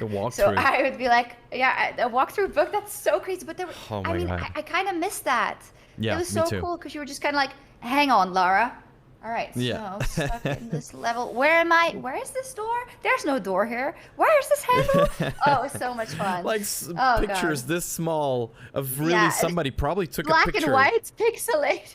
Probably somebody took a picture of their screen because I don't know how they would take a screenshot. Like it wasn't possible. Oh my god, it was so much fun. I love it. Anyway, so yeah, I got back into that, and then as I finished school, so as I finished my master's, I did a teacher's degree after my journalism master's because I just did not want to start real life, and I thought, well, hey, having a teacher's degree is very useful. Biggest mistake, not biggest mistake, because it's a great diploma to have, and it's a great it's great study, but it's so difficult. It's like a year of internships, going to schools, writing like papers, going to every class, and I mean, for someone who went to university in Belgium, you probably know attendance is not mandatory. Like if you don't show up for every class, but someone has given you the notes or you're studied, obviously for some things you have to go because it's like for sure like in engineering and whatever, like of course, but like in history, what I did, some classes I was like, I'm not getting up at 7 a.m. to go to this, like it was like it's called paleontography, which is like old texts, like middle-aged texts, and you have to be able to decipher them. So it's like at 8 a.m. it was like, and this is the way the A was written in 1346. And I was like, oh my God. So basically, but in the teacher's degree, yeah, they took attendance. I guess it's because to instill the values of teaching in you. But anyway, then after that, I was like, well, I want to be a sports journalist, but I don't know where to start. And my friend, who I used to play Unreal Tournament with, the Gilles, the Crexis, he was like, hey, I was like, does anyone still play Unreal Tournament? And he's like, nah, it's kind of dead, Unreal Tournament 1999. But I've been playing this new free-to-play game called League of Legends. And I was like, never heard of it. And he's like, well, just play with us. And I played and I was like, I hate this. I was like, this is like, I want to shoot. I want a first-person shooter. And then he was like, trust me. And then, of course, after a month, I was like, when are we playing League? This is such a cool game. And then because as I was getting more and more frustrated about myself because I was afraid to apply to like Sporza or traditional sports outlets to work, I was like playing League and watching these tournaments and like waitressing tables and working at the McDonald's or like hostessing. Like I had a job. Oh my God, I was looking at it yesterday on my Facebook page of like then. I was like a Jägermeister girl, so I'd go to bars and give out shots of Jägermeister, right? Which was like part of a Jägermeister effort, right? A couple of years ago. I on the Memorial van Damme. Do you know what that is? It's like the running competition in Belgium. I would give like the flowers to the winner. Yeah, me too. It was just like all these jobs because I was like afraid to do the real thing. And then is actually when I thought, like if I like sports and if I study journalism and esports is like sports and I know about it, why wouldn't I write articles about esports? Oh, I found this piece of tape randomly. That's here. That's fine. Why wouldn't I you write articles about it's fine. Yeah, but I don't know where this has come from. So then I wrote, I applied to SK Gaming and to an old website called ESVI, which doesn't exist anymore. And I would just write articles for them. And even then, I'm still talking about your question, don't worry. Even then, I was like, sadly, this is probably only going to be a temporary thing because this is not a viable career path. And so what my life looked like was I would wait tables at the Halve Maan, which maybe you know, it's like a brewery in Belgium. They have a cafeteria with all kinds of not exotic beers, but Belgian beers, but like it's called Brugse Zot. It's like a specific type of beer. So I would work there, for instance, on Tuesday, Wednesday, and Thursday. Then on Friday, actually on Thursday evening late, I would fly to Las Vegas to cover IPL, which was a tournament in America, which I would then arrive Friday morning, but the tournament would already be happening. I would work through the weekend. I would interview someone, go to my room, edit it, upload it. Interview someone, go to my room, edit it, upload it, then get extremely drunk on the Sunday night. Then I would fly back to Belgium, and you win some time, obviously, actually on the Monday, and you win some time when you fly back from America. So I would leave early on the Monday and still arrive at like 2 p.m. on the Monday. And then I would go to work at night back in the brewery because I didn't actually earn money from going to the esports event because that wasn't a thing back then. So obviously my mom was like, what the hell, you know? She was like, it's very cool that you get to go to all these places, but you need to actually do something with your degree. And on top of that, there was the VDAB, which is the employment agency out of the government in Belgium. Right. And they are really, really interested in people that had an education and don't work, but in general, people that don't work, and they really try and help them. Yeah. And so I would have to come in every 2 weeks and talk about what I was doing and what my plans were, what my careers were. And they would be like, hey, we have a position for you as a history teacher here, or we have a position in this company here, which you can go and apply for. And I was like, nope, I'm going to do esports. And then I realized, right, I want to do this. All right. Only then. I was 24. So then I was like, this is what I'm gonna do. So And you can't tell me. how long ago is that? That's about 9 years, right? Almost 10. Almost 10. So you'll have a lifespan career of over 10 years now. When in esports, I mean, in professional esports. Well, this is my entire career is esports. So I Right. didn't do anything else, right? So. Well, Yeah. you just explained that you kind of, like Yeah, I yeah. did. I kind of chained up jobs until I organized Comic-Cons, by the way, and I kind of fell into that cool. by like chaining up these jobs until I found the moment for myself that I thought, like, what is this that I'm doing? I'm actually So pretty it's good at this. similar. Yeah, so Yeah. it's kind of a similar thing. So I kind of wonder in that thing, since I'm reflecting a lot and asking a lot of questions out of my own standpoint, I'm wondering, did you have that moment? Because I remember exactly the day and the moment that I realized, holy crap, I'm really good at this. Do you remember that moment? And I thought I'm really good at this. Like I could make a That career out never of this. came. No, really? That's literally no. Oh. Well, maybe like but in the last year or Okay. something. But that I really want to do this and then that I could make a career out of this. But for me, it was more like I'm one of the only people doing this. That's right. That's So right. I should keep doing it. That's right. That was more what I Alright. thought. Not that I thought I was bad, but I was obviously like, bro, like being an introvert your whole life, being bullied, not caring about what you look like and makeup and things, which of course I did learn in college a lot more because I discovered beer and parties. But like being in front of a camera when you've never been or that's never been on your radar is so intimidating. Like I was so awkward. Like if you look at things now of then, I was like, oh my God, but it was kind of endearing. And the most important thing was there was not a lot of content. So that was the most important thing. And I just got in there early. And I think the fact that I kept doing it where other people didn't, and that I was one of the first people in that space, that is what really helped me. Just doing it, you know, and luckily being able to keep doing it. And even in a year of not getting paid, Right. which obviously is bullshit, but like being able to say Right. I'm gonna fight. And then I remember I went to a couple of the outlets and I was like, hey, I know this is a thing that's very new and I know that there's not a lot of budget and whatnot, but you need to pay me and you need to pay my editors. Right. And it doesn't have to be like tons, obviously, but let's talk about it. And they were then like, oh, you're actually right. And then, I think that's a very different nowadays. Now you get shamed if you don't pay anyone. Right. But it was a very different time. And it was very much like, we want to do this, yay! And then it was like, hang on, who's gonna pay the rent? Yeah, right. Yeah. I think it's cool that you're speaking out on that and that you're breaking the taboo of talking about money, talking about that stuff, because it's still a taboo. I know in the US it's very more open to talk about money and to talk about that stuff. Here in Europe, I think you still feel that. I think in Germany it's about the same. Talking about money is one of the things that people don't really do, and I like that. I like that you're breaking open that taboo and kind of pioneering it. It's very important. It's very important, especially as I've been like a freelancer now for 3 years. It's so important because you just see people getting so fucked over. Right. Because people don't talk to each other and they don't expect, and that's what the companies want you to do. Right. They want you not to talk to each other. So there's even companies that put clauses in their contracts of like, don't talk about your wage, or we don't want you to talk about it. And then you just go like, no.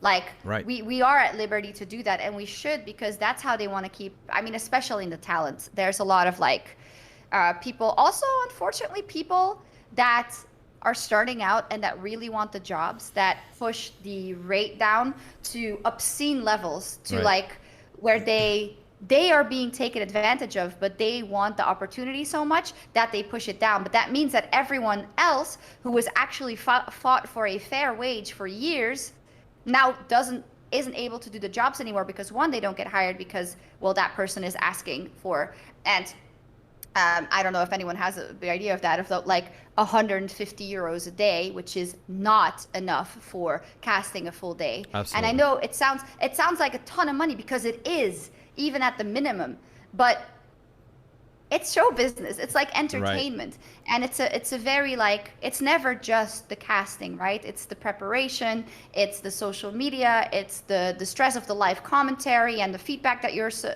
submitted to constantly. It's very long hours. It's weekend work, it's Sunday work, it's everyday work. Right. It's work until 2 a.m., all that. And it's really hard to have like a conversation about it, because I think to a lot of people, and also to me, if you told me at 21 that I'd be earning more than 150 euros a day, I'd be like, right, yes. Like, where is it? Show me the money. But it's also like, you don't work every day, right? Sometimes you only work 3 days a month, and sometimes you work a whole month, and sometimes you only work 1 day. So it's very nuanced. Yeah, but I wish in esports, definitely people would talk more to each other and be honest. And that doesn't mean you don't always have to be like, I earn exactly this. No. But you can be like, Ballpark. Hey, can I ask you about this, which this company is offering me? And then I'm like, I actually think you should go. You like base rate for industry is 40% higher than that. And you can probably aim for 60% higher, and you will probably get 30% higher than what you have now. And that would be a good starting point. Like, I think people should do that more. That's true. Yeah.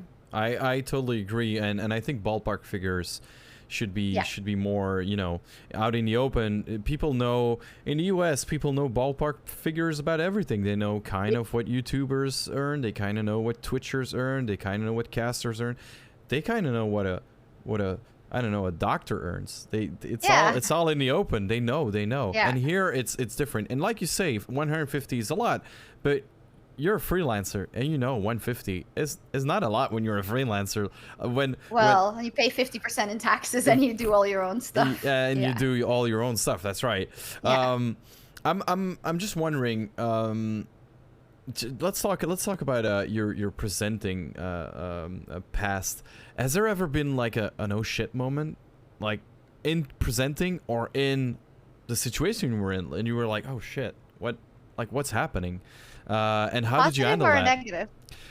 You can choose. You can choose whatever you want to spread. You can choose. I would say my question was asked in a negative point of view. But if you want to share positive stuff with us, I think there's oh shit moments like often, I would say.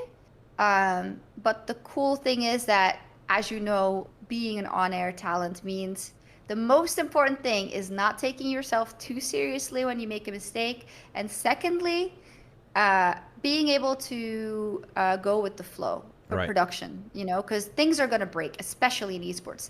Hell, it's too warm. Players can't play. PC breaks. The internet's out. All that stuff. And I think going with the flow is the best thing. My most recent oh shit moment, I guess, was the monologue I did about Fnatic during the World Championship, and then they ended up losing, and oh my god. But it was so weird because it was still editorially the right decision, because I think, obviously you're free to disagree with me, but it invoked such a strong fan reaction that I almost went back and I was like second guessing myself. And I was like, oh, maybe, now I'm like, I wouldn't do that again.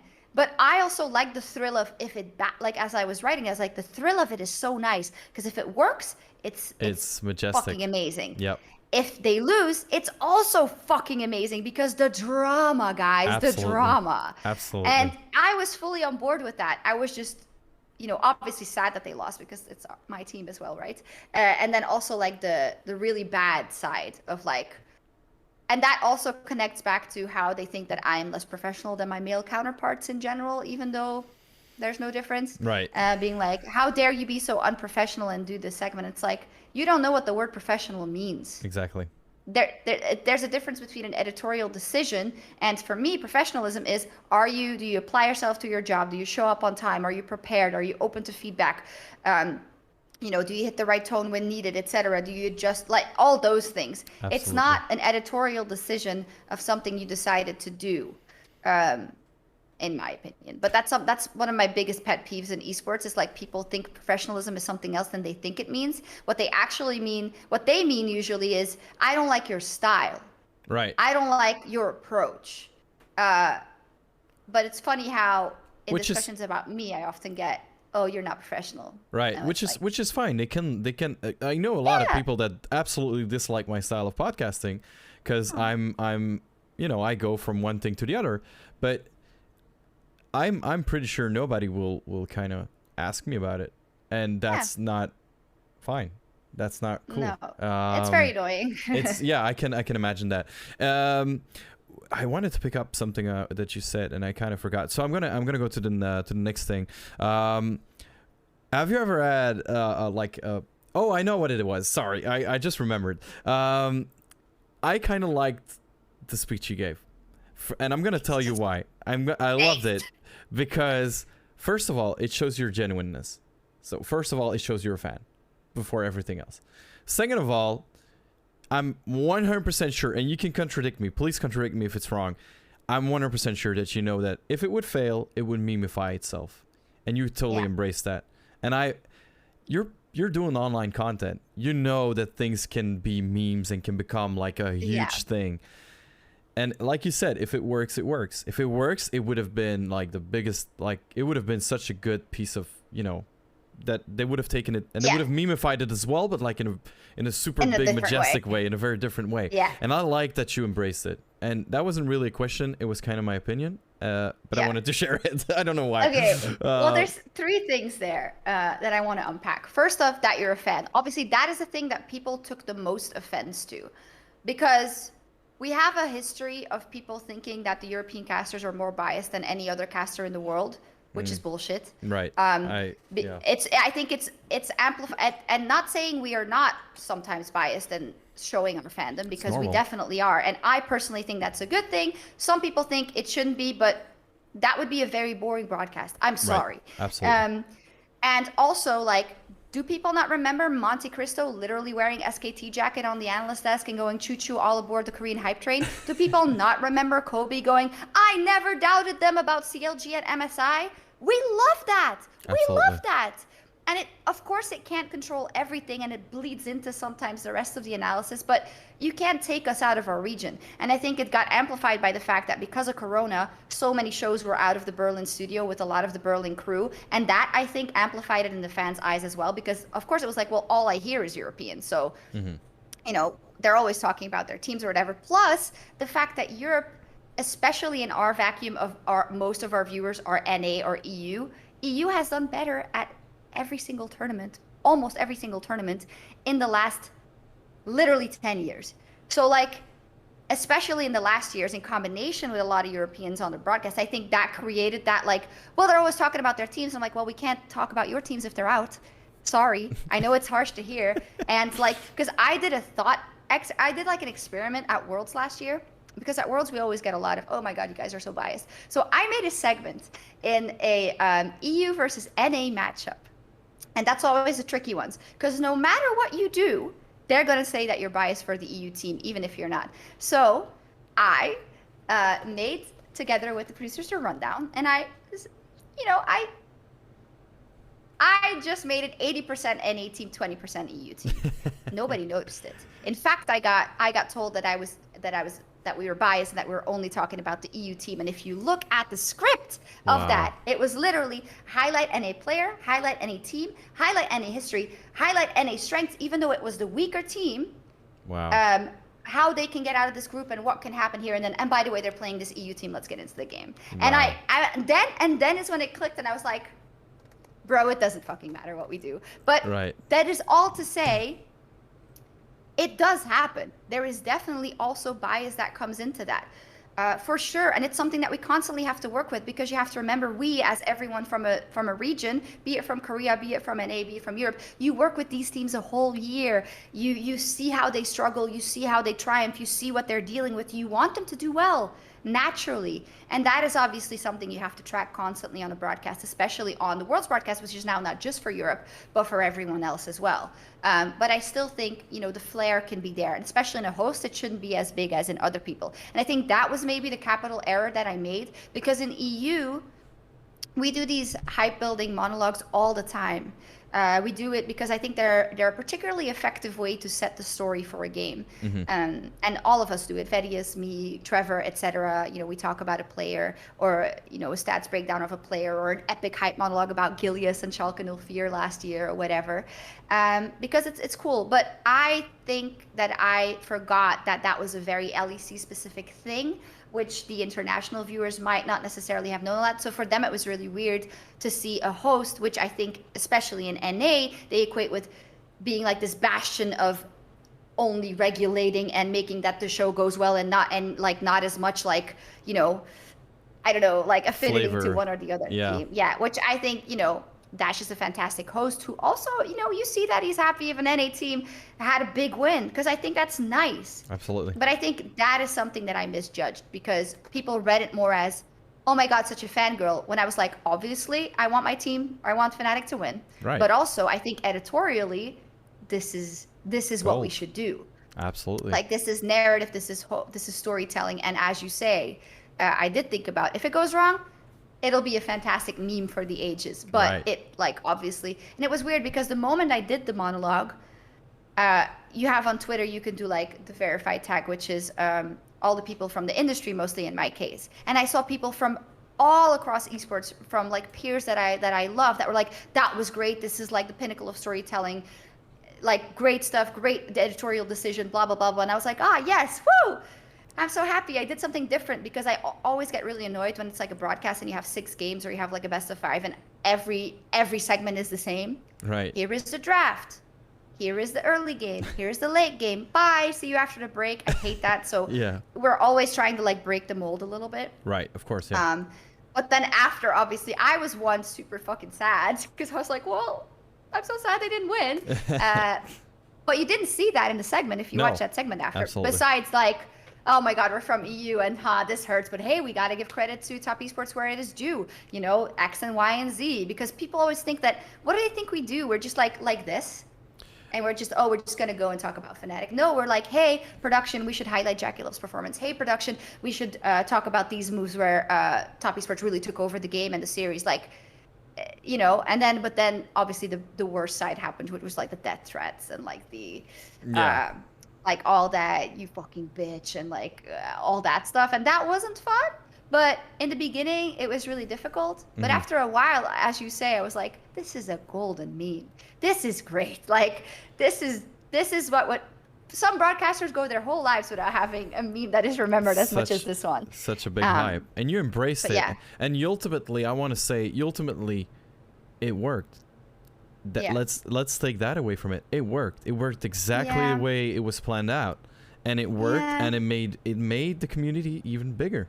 Because there are people, I wouldn't do it again. No, I kind of understand. I got that from what you said, and I suppose the negative reactions kind of weigh into that probably. If the reaction would have been good and only positive and like laughing, because I know that you embrace memeing a lot. Well, the last thing that I want to say about bias is like, it's like mea culpa. I know that we go too far. I don't think that monologue was because people also say like, oh, you don't do that about other teams and you're like an international broadcast. It's like in our broadcast goals from our producers, it actually says most of our viewers are English-speaking viewers whose affinity lies mostly with the NALCS and the LEC. Then LPL in Korea as well, because they have huge fandoms and a lot of them are English-speaking. But our core audience comes from people who watch the NALCS or watch the LCS and the LEC. So the editorial decision in that regard makes sense because, mind you, Froskerin did a Top Esports monologue as well the week before. Right. Because people are like, this never happens. And I'm like, it literally happened last week. Like a week ago, Yeah, but the issue is that, one, bias is also in the eye of the beholder, and is also like, if I'm watching Belgium play at the World Cup and I'm watching the German broadcast, I'm going to think the commentator is biased against Belgium if he says only a little thing, because I'm biased for Belgium. Right. So obviously viewers have their own bias, which colors how biased they think the broadcasters are being. And this is something that's not unique to League. And there was a tweet, I think, the other day about Machine being like, hey, if I'm not talking about your team, it's because they lost. It's not because I hate them. Like, it's like, it happens all the time, and it's something we have to deal with. But I think, yeah, sometimes I get the unfair end of the stick because it goes back into that discussion of, oh, Sjokz is not professional because she doesn't, like, she lets the conversation, like you, like, she lets the conversation flow freely, and she, like, makes jokes, and, like, that's not professional. It's like, no, that's a style thing. Right. Absolutely. Like, it annoys me so much. I am so fucking prepared every time. Absolutely. Like, I know the run of show by heart. If you ask me what is item 56, I will say it is the match intro to Misfits versus Schalke 04, where we talk about VTO. Like, it annoys me to no end, honestly. You know, I'm just gonna quote Taylor Swift very strangely here, and I'm just gonna say haters gonna hate. That's what it is. Yeah, it's true. It's they're just, you know, and they are the biased ones because they don't see your we just said it, people. 10 years career preparing to this. You don't have a 10-year spanning career in such a leading, very top position if you are not at the top of your game. It just doesn't exist. Never. So I kind of I don't really like those kind of comments being made against people like you, against it's kind of one of the things that I speak out against. So absolutely agree with you on that. And further into like more your big arena presentations, I think people kind of are asking questions about that. I'm wondering, do you have like a little ritual to keep calm and focused, because there's a lot of people there? Like right now, I know with the corona it's a little bit, you know, but you've done some things with people that I would just be like, well, you know, Yeah, how it's do you do it? weird. I'm more nervous talking to you than I am talking to like the Staples Center or something. Oh, 'Cause, like, wow. you don't see the people Ah. most of the time. You don't like focus on one person. The worst thing that can happen is that you're in an arena and like you lock eyes with someone and you're like, oh my god, now I'm seen. You know, it's like- I'm discovered. They're seeing me. Don't- Oh my god. I have a slight bit of OCD, so you know the classic. I think, have I closed the door? Is the stove off? Right. All that. And when it comes to show, I have this like, you know, especially in the LEC studio. So like after makeup, it's a very set thing, and it has to be there. It's like food right after makeup, last touches in makeup. Audio gets hooked up and gets fixed. Read my notes for the final time. Look in the mirror for the final time if I don't got spaghetti in my teeth, because that has happened before. Really? Then go, Oh. and then I have to take an even number of things to the desk. Usually it is my bottle of water, my pen, and 2 cue cards specifically. It can also be 2 cue cards because I always have cue cards. But it can't be 2 cue cards and a pen, or 2 cue cards and my bottle of water. And also if I have 3 cue cards or 5 and I didn't notice, and then it's like 10, 9, and I'm counting, I throw one away to the production, or like throw it on the ground so it slides. Oh, really? Or I can pick it up later. It's like such a stupid thing. No, and I then get I it. think that, oh my god, yeah.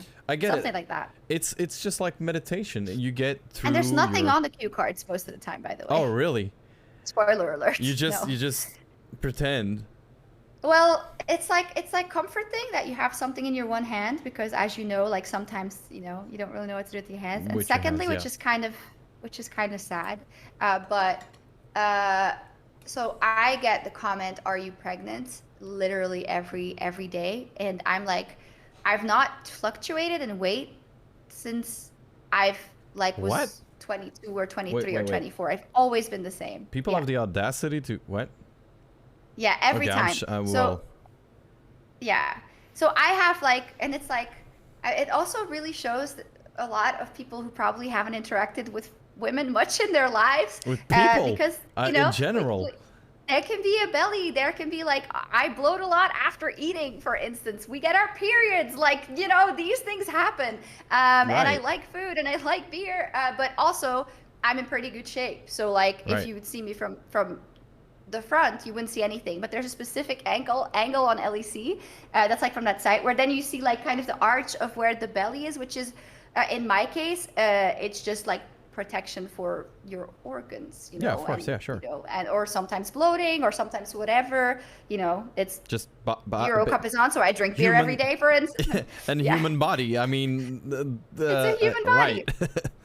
Right. So I actually now, most recently, I've like, all right, I just don't want to deal with it. So I hold my cue card at like, I can show you. Do I have something? I have this book here. So I hold my cue card at this angle when the camera comes from there, so that you wouldn't see, which is like, there's even not, like, there's really, but like, so that it wouldn't even look like it if so that I wouldn't have to deal with the comments, which fucking sucks. But it's kind of like a security blanket. It's kind of like, because like it's like, oh, you're pregnant. No, I just put on some weight. Or no, I just like, that's just the dress. You know, because I think like social media has really done a number on our new generation in terms of expectations and women not and male bodies. A lot of numbers. A whole lot of numbers. Like, they're not used to seeing normal. Oh, absolutely. Normal bodies anymore. And I know it sucks, but it's one of those things that obviously as a woman you get like, you know, just, it's whatever. And it's kind of sad. I know. I don't know what chat's saying. I know it's kind of sad. But it's also like you just make certain decisions where you just do it so that you know you're more comfortable. That's fine. Chat is just agreeing, and Mrs. Duck is saying, "Imagine being a woman in general, guys. Just like, just try to imagine it." And I think she's right. I know you don't. Let me rethink. I never do this normally. I'm just rethinking my question. I know it's weird to say that it's hard being a woman or an outsider, just in general. In this case a man's world, and just being an outsider in something where people just kind of, you know, think one thing fits, but you're saying you're talking about social media.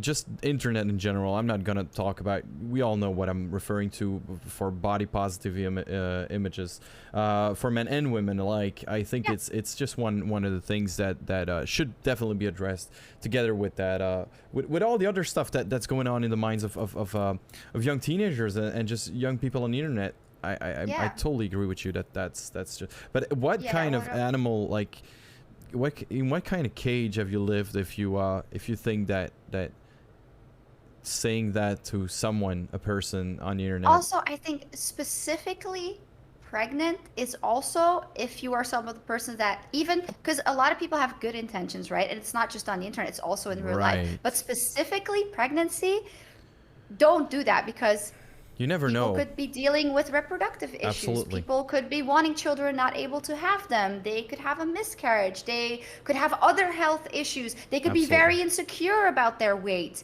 Like, it's just not a question you could ask. And I always say this also when people, like, because they ask me, like, are you sick or are you tired? Because I have these, like, dark circles under my eyes. And I say, don't say that to a stranger.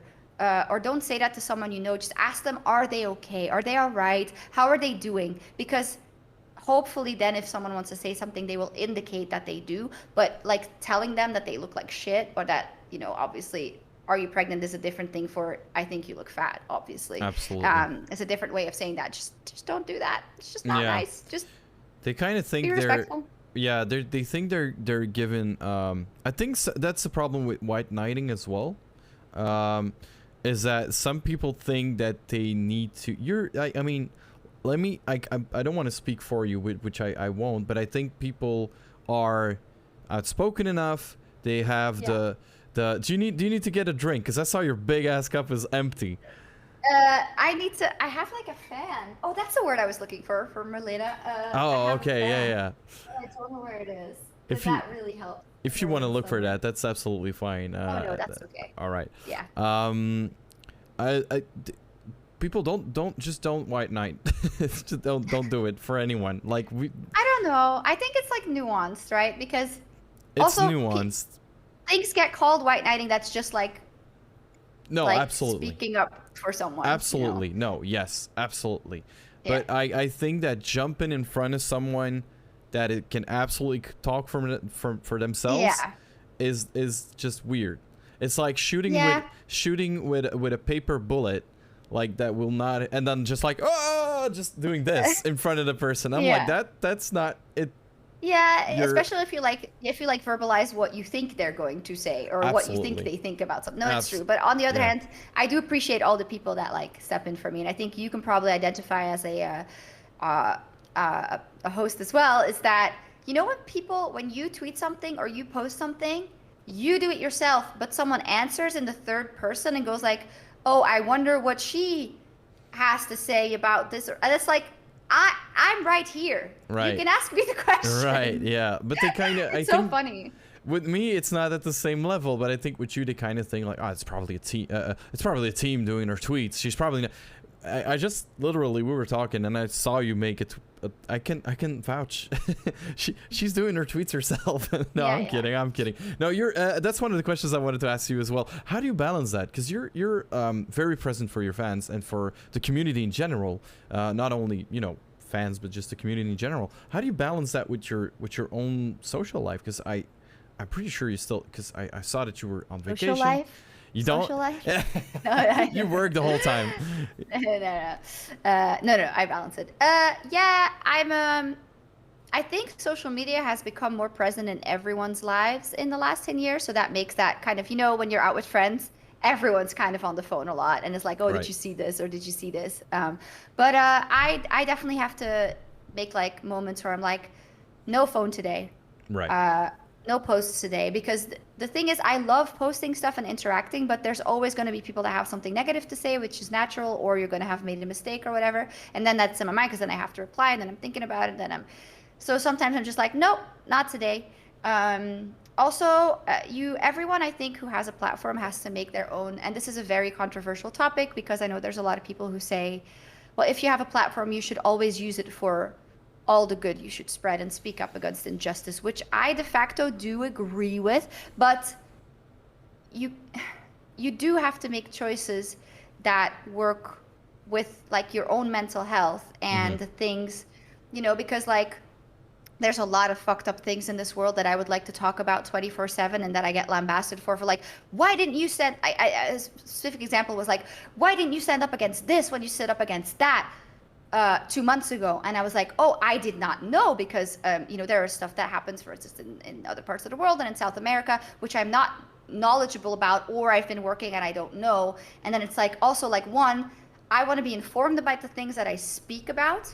Also, there are some things that I think are approached better in my position. Like if it's a company that's dealing with something and I'm in contact with that company, I'm going to be talking to the people in that company about what I feel and what I think should be done, as well as doing my own research and talking to my own circle of offline, like my friends and my real peers about that. Because like, I don't know, it's a very nuanced topic and I actually do not want to get into it, but it's like a personal choice you have to make when you're in social media, or like, what is your strategy going to be? Right. And I know that sounds very like corporate, but it's an important thing with the platform we have. And because like there's a lot of people that are like, oh, if you don't stand up for every single thing, then you're not allowed to stand up for anything. And I'm like, no, because in the same vein, I think you tweet about everything in the world, but I know for a fact that you haven't actually researched or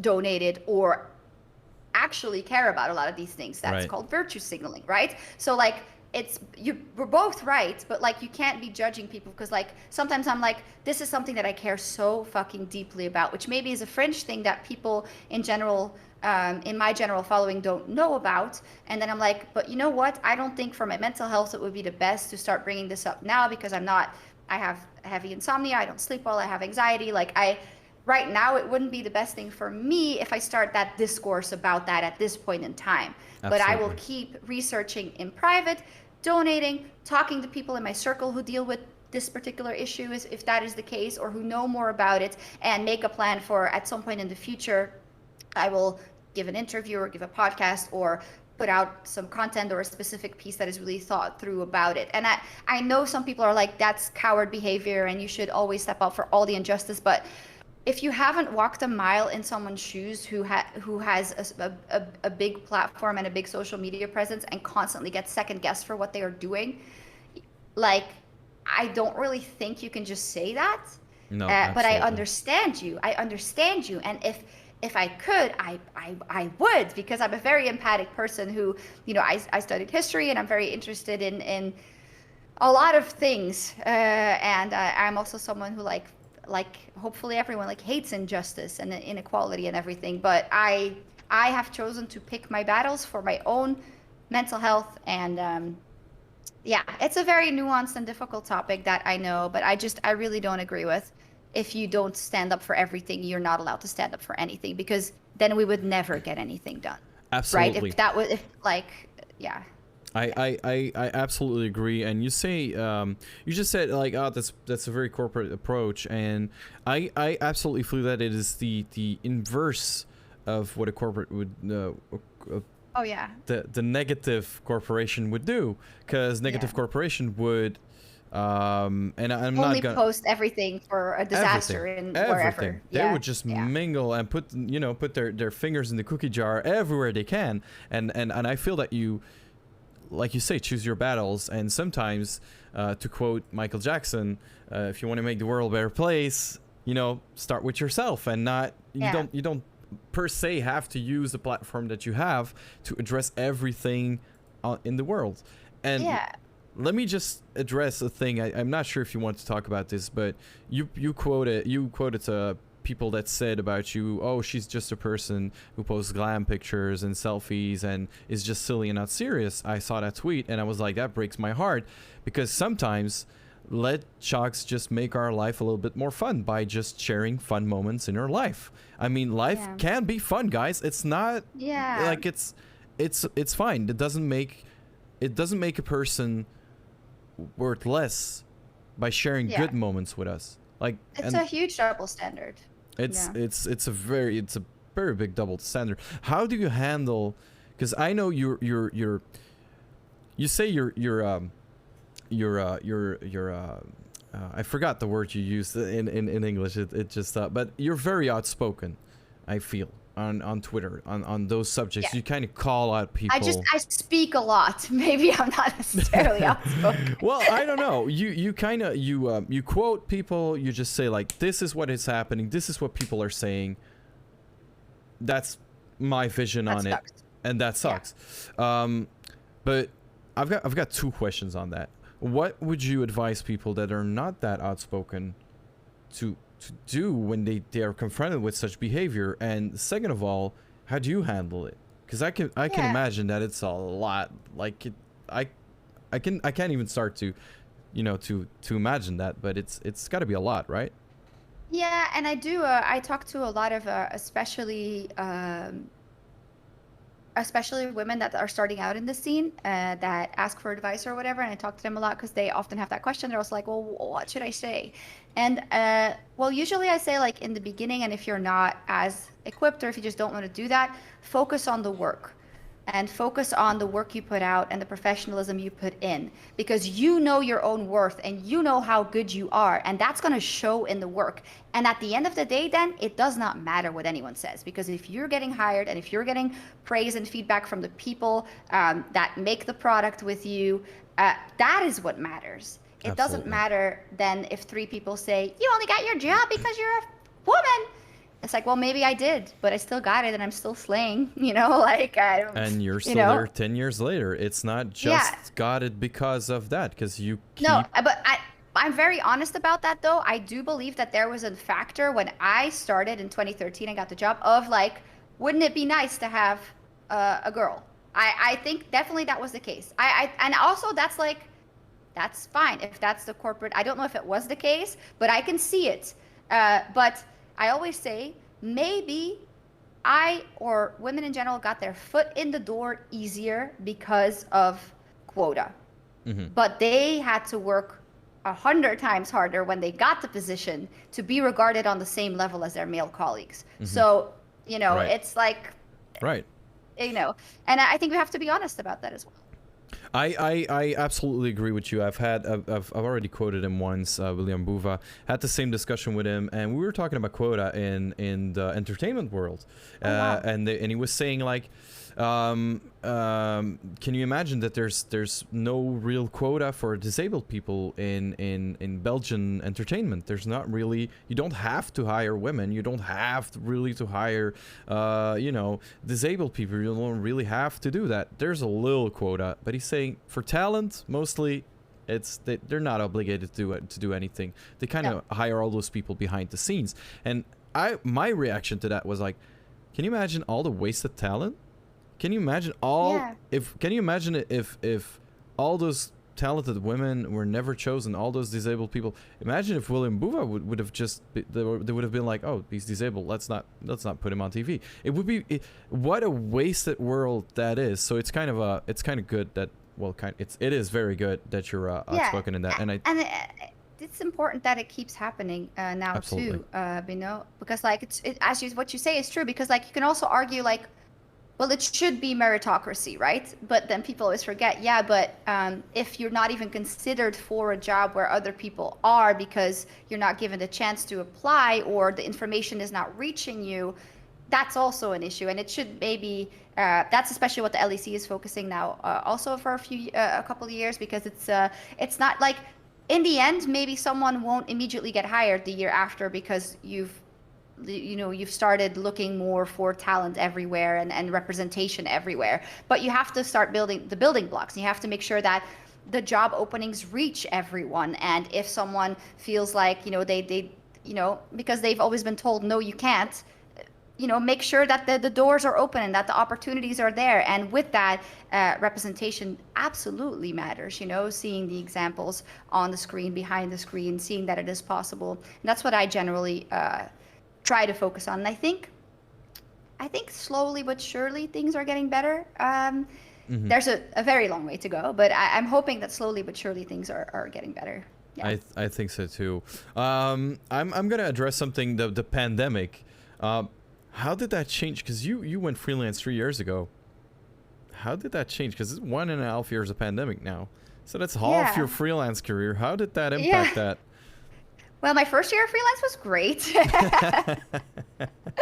because I got to do LEC, I got to do Counter-Strike, I got to do Blast, I got to do Red Bull events, I got to do all kinds of stuff. But then the pandemic hit and it actually had a pretty big influence. Well, one, you have to your job becomes totally different because there's such a big difference between being in a studio and having all these tools to work with and being at home, you know it as well. Like there's a whole different emphasis, the way you use your hands, the way you express your face, the way you all that stuff you have to learn, which is actually really, really cool. And I think it was kind of a lost art because we started in our bedrooms, right? And then we went to professional studios. So it was kind of cool.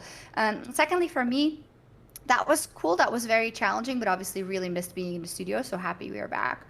But for me, job-wise, it's been a bit annoying because, as you say, I think as a freelancer, especially if you've been full-time for so long, it takes a while to get your name out there and get the opportunities lined up. And then I finally got to do some Counter-Strike events, which I love. I love League of Legends, but honestly, I think Counter-Strike is one of the best esports to watch ever. It's really great, and I'm very interested in it.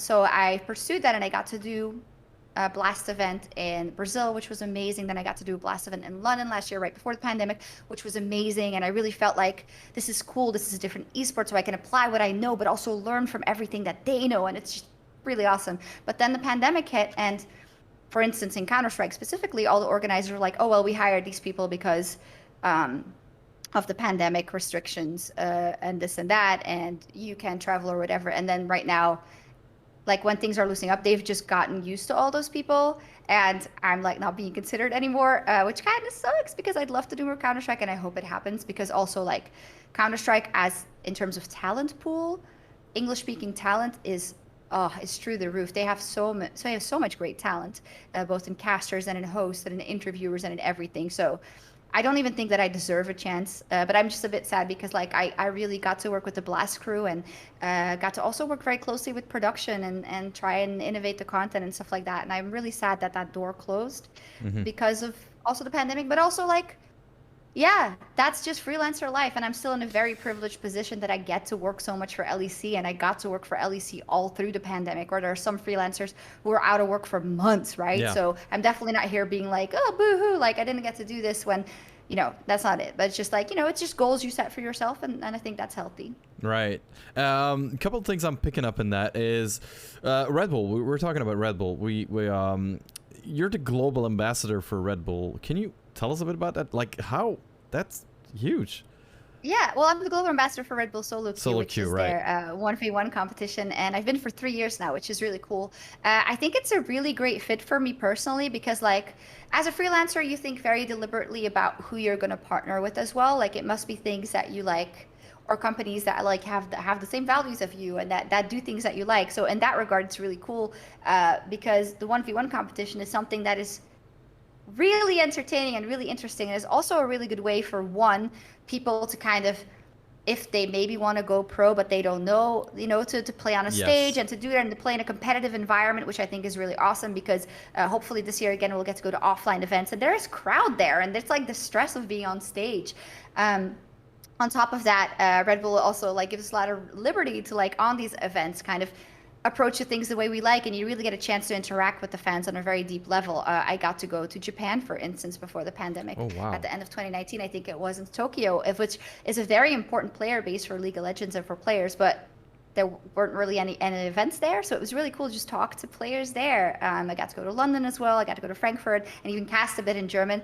So I think it's a really great way to highlight people in the community and just for the community to interact with each other, as well as play some 1v1s, which I, by the way, suck at. I did a stream like last week to talk about the EUS qualifiers, and it's so hard because like I'm like a support, AD carry, mid player, and then also very limited. So I play like all-in supports, which actually go pretty well in 1v1.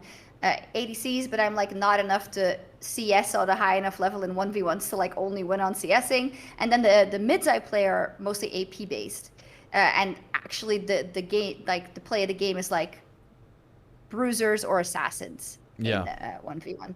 So I was really bad. But yeah, it's really awesome. And we'll get to go to offline events this year again, hopefully, which is like the most fun thing to do. So I'm very excited. Fingers crossed about that. I'm in the event world, as I just said, so I kind of cross my fingers as well. I got a little follow up on that. I know Red Bull's. Can I just definitely go for a follow up, but I do need to run in like 10ish minutes. No problem. Okay. We've been talking for 2 hours. Can you believe that? I know. We're gonna wrap up really soon. So the Red Bull solo queues, definitely 1v1 events. They're also doing Red Bull Flick 2v2 events. Do you feel these kind of events where you don't especially need a big team or like you can enter by yourself or you and a friend or you want to random? Do you think that's what esports needs right now? Like maybe a small step, like that the step is a little bit smaller to kind of try to go pro?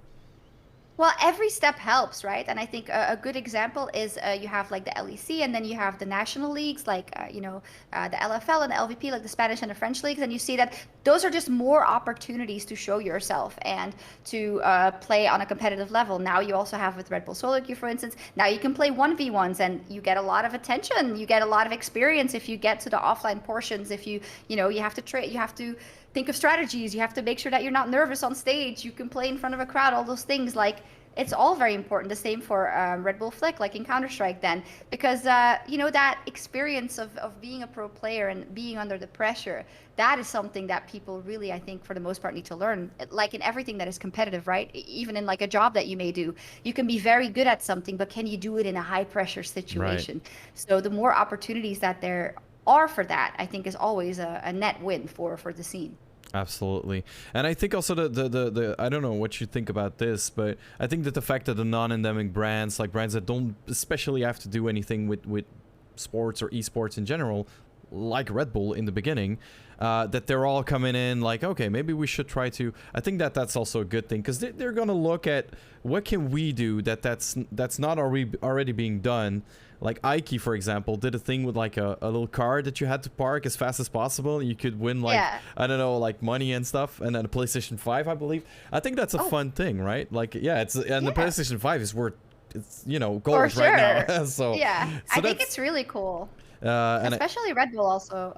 Like Red Bull, I always find in working with them that they just want to create cool opportunities, or like kind of cool opportunities for the fans that are interactive and stuff, which I really like. And as you say, they were there, like I remember doing a feature with them in 2013 about League and stuff like that. So they've always been very clued in. I think you also see it in like, the diving competitions and whatnot and everything. Yeah. Like they put themselves behind really cool initiatives that don't get necessarily as much like mainstream attention, which of course has changed now for esports, I think. But there's a lot more mainstream attention for esports than there was 10 years ago, luckily. But yeah. Absolutely. And I'm also referring to like I think your singing and dancing career with the Kia thing for LEC. I mean, that was majestic. Was that all them, or were you guys like thinking like, how can we integrate them into that? Yeah, originally I think so the rap battles happened, and then it seemed like, oh, we could actually probably do something with music. So from Redius and Dracos, and then our producer Margot, who works very closely with Kia, she's also someone that really is open to ideas. And I think she with the boys was like, hey, I like this idea. Why don't we make a band? And why don't we like do that? And we'll pitch it. And I mean, a lot goes into that, because as you know, against like brands, you can't just be like, we're gonna do this. And I think a lot of sponsors in esports, like I don't know, they take like the basic approach, I would say, almost like and here's a lower third with the name of the sponsor or this and that. But I think how it really gets elevated to a new level is if you actually decide to take some risks with it that can really live in the community. And I think Kia is one of the best examples, because they gave the team also the trust to do this, you know, electronic, and then the Dance With Me video, for instance. And it was great because, like, you know, it works and people appreciate the sponsor because we're given the chance to make this cool piece of content for the community that is still in the context of the sponsor. Like, that is the gold standard, I feel like, right? Absolutely. But it's not easy, right? Because obviously, you know, often the bigger the sponsor, the more tight regulations they have. If I only want our logo in this place, and I only want you referencing in this way, and I only want the segment to look like this. And I think there's also a value in that, because we welcome, you know, sponsors in our business. But you know, it's always cool if they go the extra mile and the other way around as well, and it's integrated in a very natural way. Right. Absolutely agree on that. You know, kind of wrapping it up, let's talk about the future a little bit. I've got a few questions about your future. What are the plans for the rest of the year? Because it's kind of still a strange year, even though everything is kind of, you know, going back to it. But what are the plans? What are things you can talk to us about? So there's a lot of LEC. There's also a lot of seeing my friends and family, hopefully, once I get my second vaccine and I can finally go to Belgium. So that's a priority for me right now. There's some business opportunities that I have, which is some things that are not really publicized, but that I really like to do. It's when you have like panels where you talk to people from, as we just talked about, like traditional sponsorships or sports sponsorships who want to know more about esports, you know, B2B events, moderating that and leading panels and stuff like that. There is Red Bull Solo Queue, of course. There is the finals in Frankfurt. That's only in December, but hopefully we'll get to go to a couple events in the meanwhile as well. Then there are some things that I can't tell you about yet. And there's a lot of LEC and there's a lot of Worlds. Yeah. Cool. But hey, it's already like the 15th of June. Right. What the hell? Yeah, I know. It went fast. A year and a half of pandemic flew by. Absolutely flew by. I've got one last, like a big question. I know you've done a lot of things in your career already. Are there any dreams, like goals, career moves that are still left after such an impressive career? Is there a thing that you really want to like tackle? It's like in the same category as where you see yourselves in 10 years, and that's the most anxiety-inducing question I know, because like I don't really think about. I don't know, it's weird, because when I went freelance, obviously my goal was I want to make a name for myself in Counter-Strike, RIP. But you know, this is something I really want to do, but I don't know. I kind of take it the way it is, and like I think in the beginning when I started EULCS and LEC, I was like, oh well, my dream was always to be a sports reporter, so maybe that's the long con here. But as we've done more of LEC, I was like, no, this is actually the long con, because our product is so fucking good, excuse me French, that this is what I want to do. Which doesn't mean that I still don't want to cover, like especially now with the Euro Cup on, I'm like, oh man, to be a reporter there is really, really great. But also, you know, you'd start back at the bottom, right? Which is something you have to consider as well, which is also cool and challenging. So I don't know, maybe, but yeah, I don't know. I look ahead and I do the work that's ahead. And I don't know, I really want to develop my like social media and content creation brand more, because that's become so important. But honestly, it's so difficult. Like when you do like a hosting job almost full time, some weeks, to also create content next to that is I find very hard. I'm also not a very like creative content creation person. I'm not. Mm-hmm. I don't have that gift, you know, like where Dracos can make like the funniest TikTok video. Mm-hmm. I just don't have that. So that's something that I may want to work on. Also, I want to build out I don't know, in most of the shows that I work on as a host, I take on a producer role as well as semi-producer role, in terms of, you know, the closeness in which we work with production and pitching and optimization of the show and whatnot. And that's something that I want to build out and maybe like put into my repertoire officially going forward as well. But yeah. But I can imagine that, like, coming home from the days you just described during this podcast and then like firing up your stream and doing that and then making TikToks and then I can imagine it's just overwhelming. It's just a lot. It's a lot. I've got one last question, the absolute last question, and I hope you're gonna have like the answer the chat is waiting for. Which team do you root for in the soccer competition in the Euro? Well, for Belgium, of course. All right. Oh, but you mean in general? In general. In general. Well, I'm from Bruges, right? From Brugge. So obviously I have affinity in my heart for Club Bruges, but to be honest, I was more of a Cercle supporter when I was younger. Oh.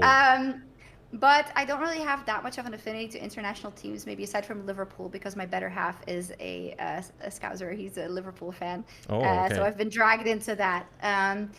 But I'm in the middle now.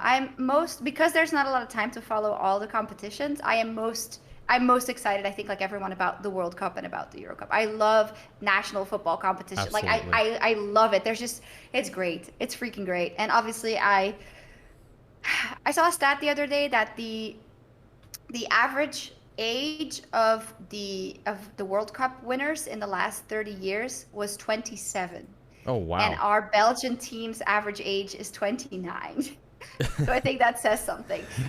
Because like I don't know. I read an article on Sports the other day from Peter van den Bemt, and he said, I know that we are a nation as are all so hopeful, and we are so sad because I think to me and to you probably as well, the last World Cup was the one where we felt this should be ours. Absolutely. You know, that the group stage performance, the comeback versus Japan, beating Brazil, and then running into France that played anti-football. And I'm not saying this as a bad thing, because they identified what the Belgians did well, which was offensive football, action from the midfield with Kevin De Bruyne and Hazard, and making the proactive football. The French recognized that. Also, we had 2 injured in the defense, which, as you remember, I think. And they recognized that, and they played controlling until they could sting with their amazing talent in the front. And that was just fantastic tactical planning by the French, which doesn't make it less annoying that we lost to them.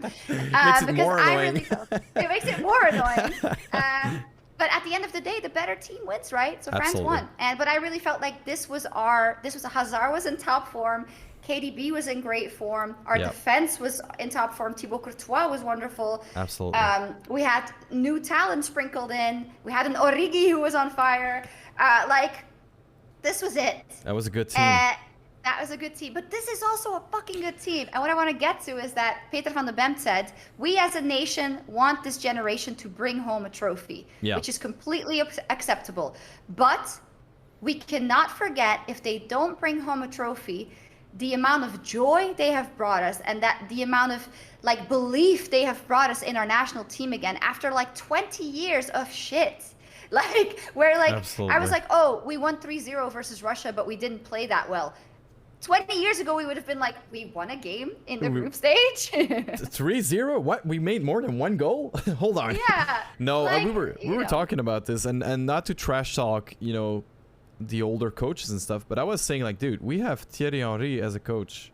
How insane is these guys have looked up to this player. They want to train Belgium. I was like, what? Wait, hold on. We had Robert Bassage back in the day, and I mean, that's not a diss. You or remember something. the Brazil game where Mark Wilmots, also coach later, Mark Wilmots scored a goal against Brazil, and it got fouled. Yeah. And it got disallowed when it was 100% a goal.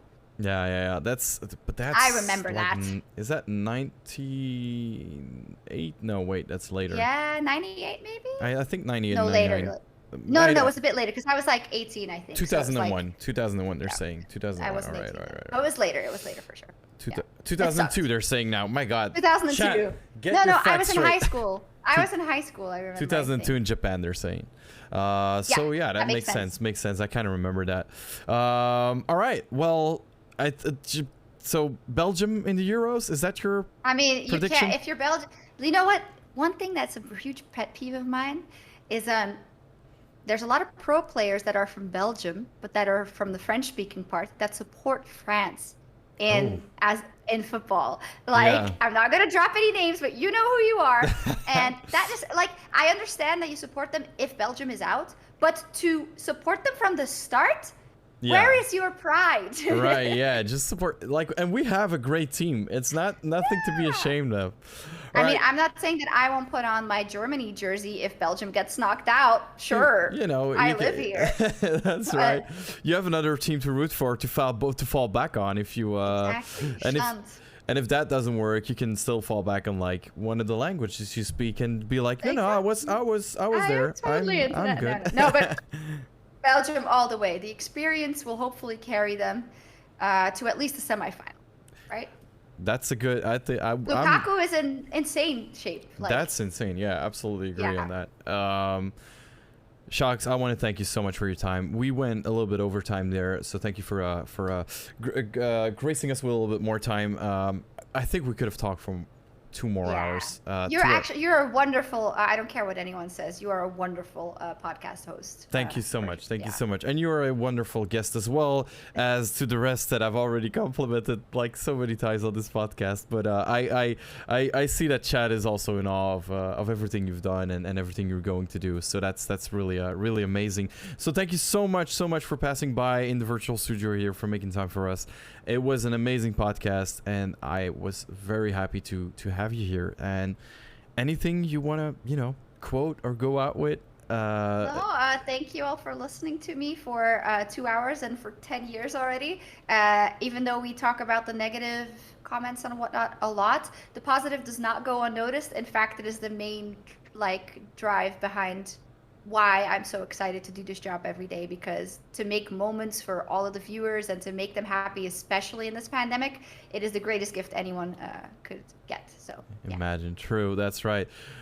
Sjokz, thanks again. Guys, we will be seeing you next month with another Kayzr Talks. I will be announcing all the dates on the Twitter of Kayzr and on my own Twitter.